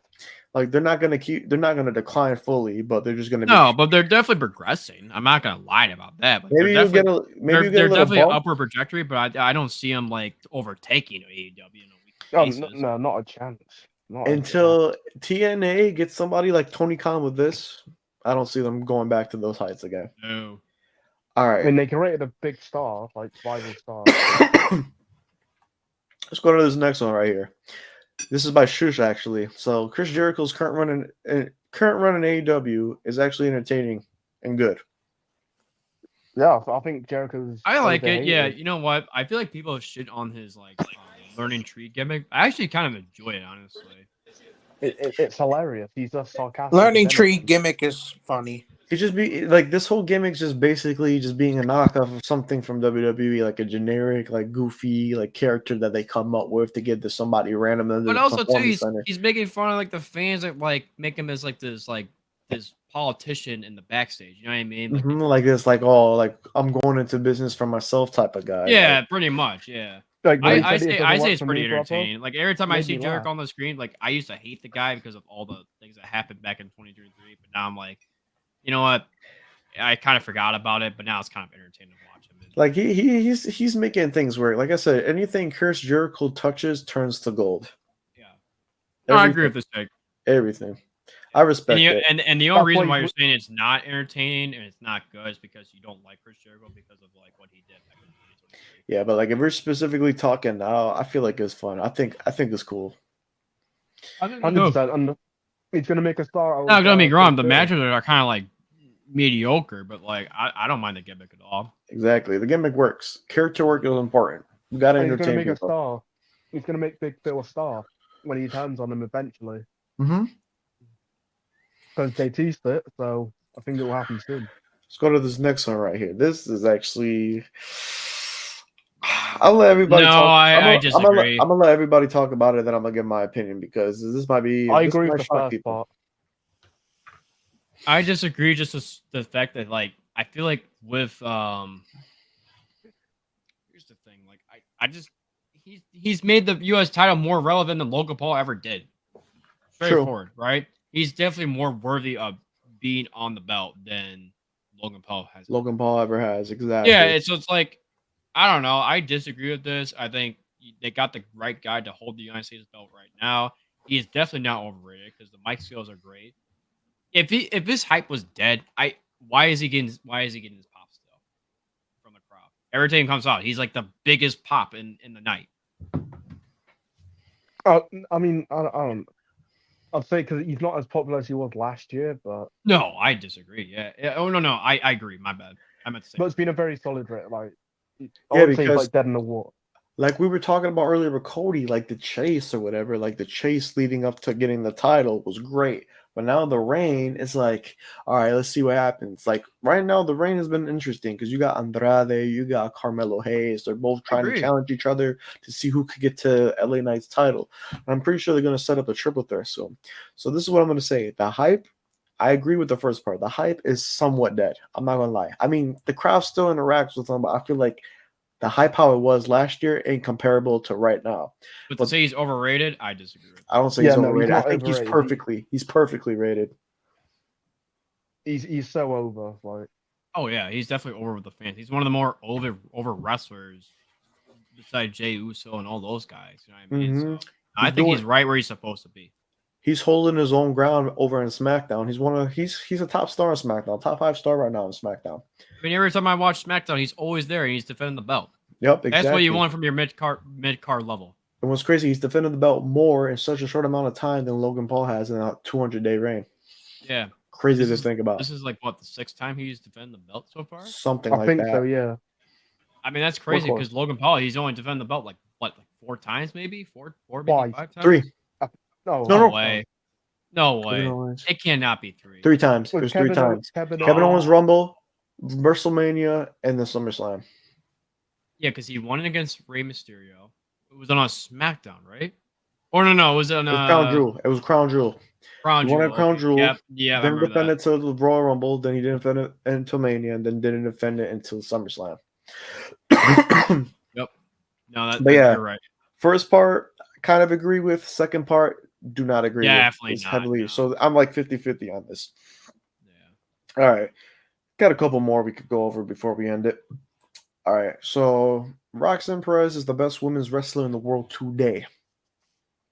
No. No. I don't think she is the best, like the number 1 best. I think She's definitely in the top 10, top 5. 10, top 5. Like, exactly. she's not even the best in NXT.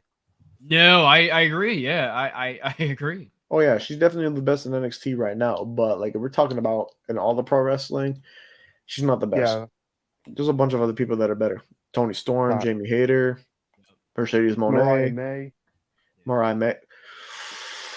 I'm sorry, I'm very biased towards Mariah May. Mariah, yeah, I can see because she has been immensely improving. And she has been immensely improving. She has been having a phenomenal reign so far as women's world champion. I would say her reign's probably better than Roxanne's. That might be a hot take. I've been really liking May's work. The presentation's there, like you see it, like it's good. It's I just feel like she's more of a star than Perez, honestly. Easily. I believe that too. Mm-hmm. Tony Khan's been able to book Mariah May a lot better than Shawn Michaels has with Roxanne. I'm not saying HBK's failed Roxanne. He's still able to book her good. I'm just saying, like, Tony Khan's booking of Mariah May is better than HBK's booking of Roxanne. I'll still say she's one of the greatest NXT women's champions. Oh yeah, easily. That reign, she's had the title since Mania weekend.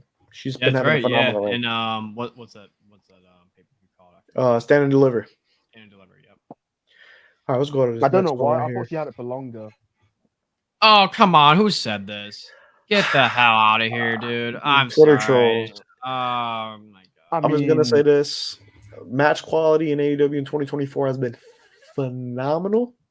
But when it comes to storytelling, booking, pay-per-view wise, yeah, all the other, intangibles and everything, WWE takes the cake for me. Yeah, if they were to say like context, like wrestling, I would say, okay, you got me. But we're talking in general. Overall, WWE. I'm sorry, but To be honest, I don't know. All I'm gonna say is this: WrestleMania 40 is better than anything AEW has produced this year. I I Because I'm telling you, Mania 40 was I agree. Just fucking because like phenomenal. I think the closest thing that they've got that was so good was All Out. All Out was phenomenally good. That was probably their best pay per Yeah, view. yeah. All out was I solid. say that was their best pay per view so far. But if you Like I compare said, it it to was All All Out Out or All and In. WrestleMania, I have to take a cake for WrestleMania. Oh, what was the pay per view with Osprey and Danielson where Swerve Wrestle Dynasty.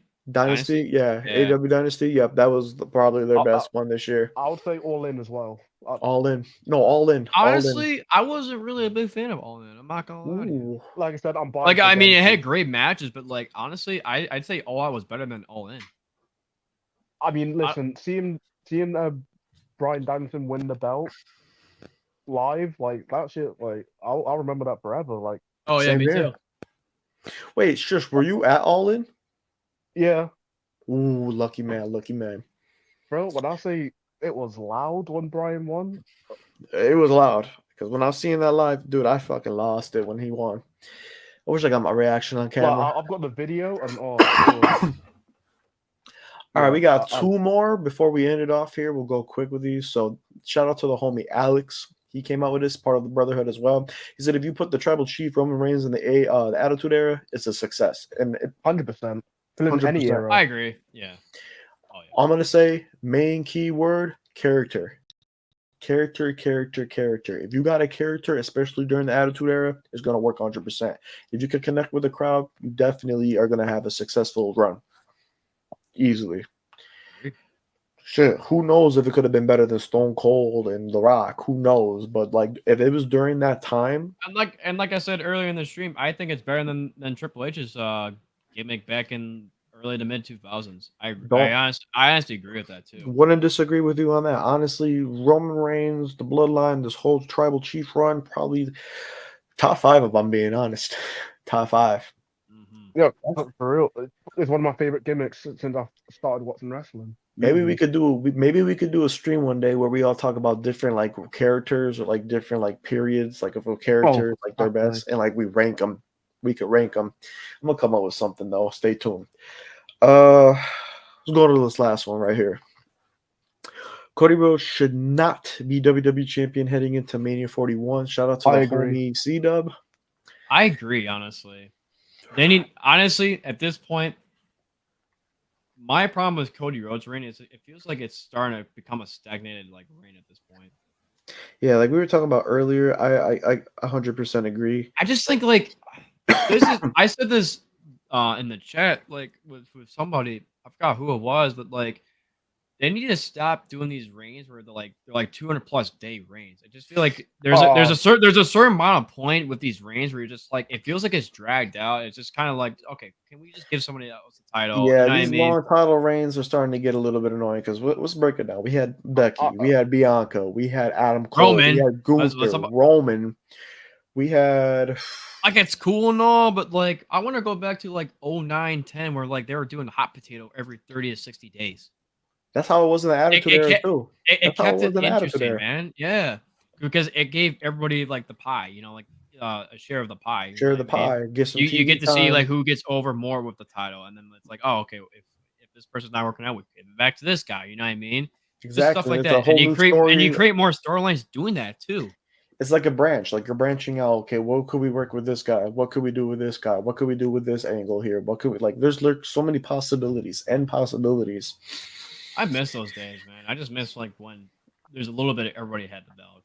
It'd be like 1 month would be the Edge, and then it'd be Undertaker, and then it'd be I don't know, Triple H, then Randy Orton, and then Jeff Hardy. You know what I mean? Like Jericho, Batista, or Jericho. You know what I mean? Like it's just like you get a little bit of different everything within a span of like 3 to 4 months.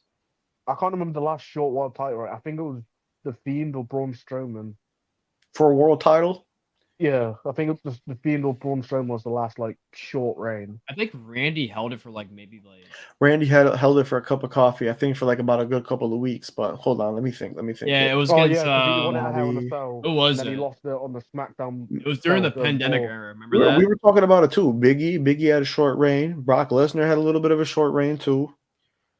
Wait, what do you count as short reign? Because Like I a consider couple, like maybe like 30 to 60 days. 30, 60 days exactly. That's what Biggie had. And Biggie had it from September to January, so that was like a couple months, Yeah. maybe like 90 days, something like that. uh, Yeah. I don't know. Like I'm just like, what's the next couple pay-per-views that are coming up right now? So we got Crown Jewel in November, and then we got War Games in late November, and then I think that's that until Royal Rumble in February. no, Drop the belt in Crown Jewel. Saturday night. Drop the main belt in event. Crown Jewel. Oh yeah, against, that's right. We have Saturday night main give event. Kevin too. Owens a heel run dude, with the belt. I think this is the time. Also, like we're It makes referring, too much sense, dude. Think about it. so we're referring to this. I agree with this too. This is from earlier. I don't think you were in here when we were talking about this. Yeah. I saw a little bit of glimpse of that. I'm saying I think I said this too on the chat. My hot take was give KO the belt, but then have a feud with John Cena and have John Cena win the belt, and then have that hold carry on. over till WrestleMania. I can pull that out right now. Let's see. Where did you say that at? It was probably way earlier. It was like probably Right here. Yeah, have a solid heel run. Let's give him some redemption. I would love to see another Kevin Owens like title reign. Definitely deserves it. And they I would had a love- feud, yeah, and he then they had a definitely feud in deserves the past, back in like mid 2010. So this is perfect. Like, just I'd do this, and then you have a build up, and then have a main event with John Cena or CM Punk, because CM Punk wants a main event at WrestleMania, right? Or give it to Randy Orton. That's another good opportunity too. One of those two would fit perfectly. That's what I would do, because then everybody gets a good, like, everybody gets the best of around the world. You give the guys their last title reign before they sail off to the moon or sail off to the sea. Exactly. But yeah, Cody Rhodes should not be WWE champion. I agree with that. Maybe he should lose that at Royal Rumble to whoever. Maybe Rock comes back, challenges Cody Rhodes at Rumble. Oh, can you imagine Rock? Can you imagine Rock and Cena one more time? That would actually kind of be insane to think. I think that's what's gonna happen. I think they're gonna have Rock versus Cody at Oh. Rumble, and Rock's gonna win against Cody, leading into Mania, where Roman is gonna be Roman versus The Rock for the title. I mean, Cena, yeah. need to say like Rock and Roman doesn't really need a title, but if they wanted to up the ante, they could have that happen. I mean, I wouldn't mind seeing that whatsoever. I think Cena's gonna face Gunther. That's my honest opinion. I Oh, think damn. Gunther's holding that title of the Mania, and Cena's gonna defeat him for that. Man, that's insane to think about. I don't think it's gonna be Cena versus Gunther. Honestly, I think it's gonna be, I don't think it will be. I think they're gonna have Cena break the record, and then I think they'll have him hold the title to SummerSlam and have him drop it to somebody up and coming. I wouldn't mind him dropping it to Braun Breaker or I don't know. Well, we gotta remember though, CM Punk. I think it's kind of like a handshake agreement that he will main event at WrestleMania at some point. So you gotta kind of consider that too. You know what though? I could see CM Punk dethrone Gunther. I could see that happen, but I don't think it will happen. The thing is, CM Punk is supposed to be facing Gunther at Survivor Series War Games or whatever. That's what I heard, but I don't know if that's true or not. If it is true, I mean, they would have to like get people involved. You gotta get people like Drew McIntyre involved, like have a partnership between him and Drew McIntyre with Gunther. Gunther and Drew McIntyre could be like a potential like partnership, if that makes sense. I was thinking this too. What if they had some crazy main event? So they had Rock and Roman one night, and then they had like this four corners type of like I know. like What you're they have Cody, kind of like what they did with TNA. like Cody, Roman, maybe Seth or somebody, and then Punk, and like a four corners all star like some shit like that. Like if they think of a main attraction match, they could do some shit like a 6-pack challenge, something like they incorporate Cena, Gunther, like all the stars that everybody loves. They put them in the main event, and then start feuds from there. Start feud, or just have it honestly, that would make sense. Honestly, that would be like I don't know. They got something cooking up. We just gotta wait and see because who knows what they got. There's so many possibilities of what this. So many pathways to take. Like, do you want to go this way with Cena Gunther? Do you want to go Punk and Rollins? Like, there's so many possibilities, endless possibilities. My honest opinion, give us KO versus Cena. I would like to see that. I'm living in delusion at the minute, so. You know the match I want. Gable and Gunther? Gable and Gunther? Yeah. I respect that. They've been doing it over in the UK for like the whole week.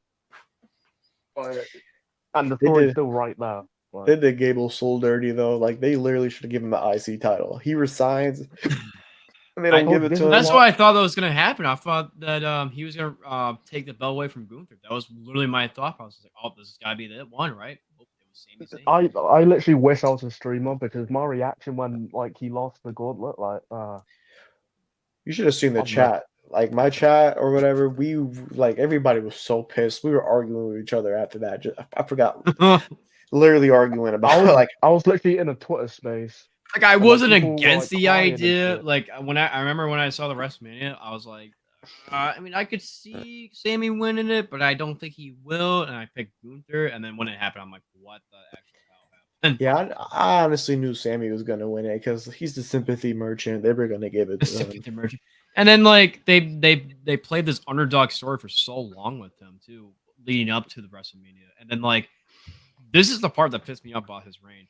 Is the fact they still treat him like an underdog after he won the IC belt. I'm like, bro, you cannot be called an underdog and then have IC.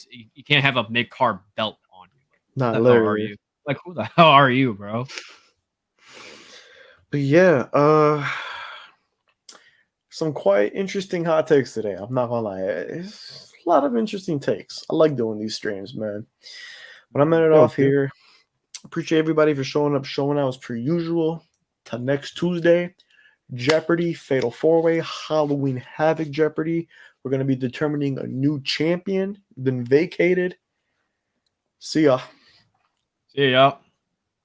You're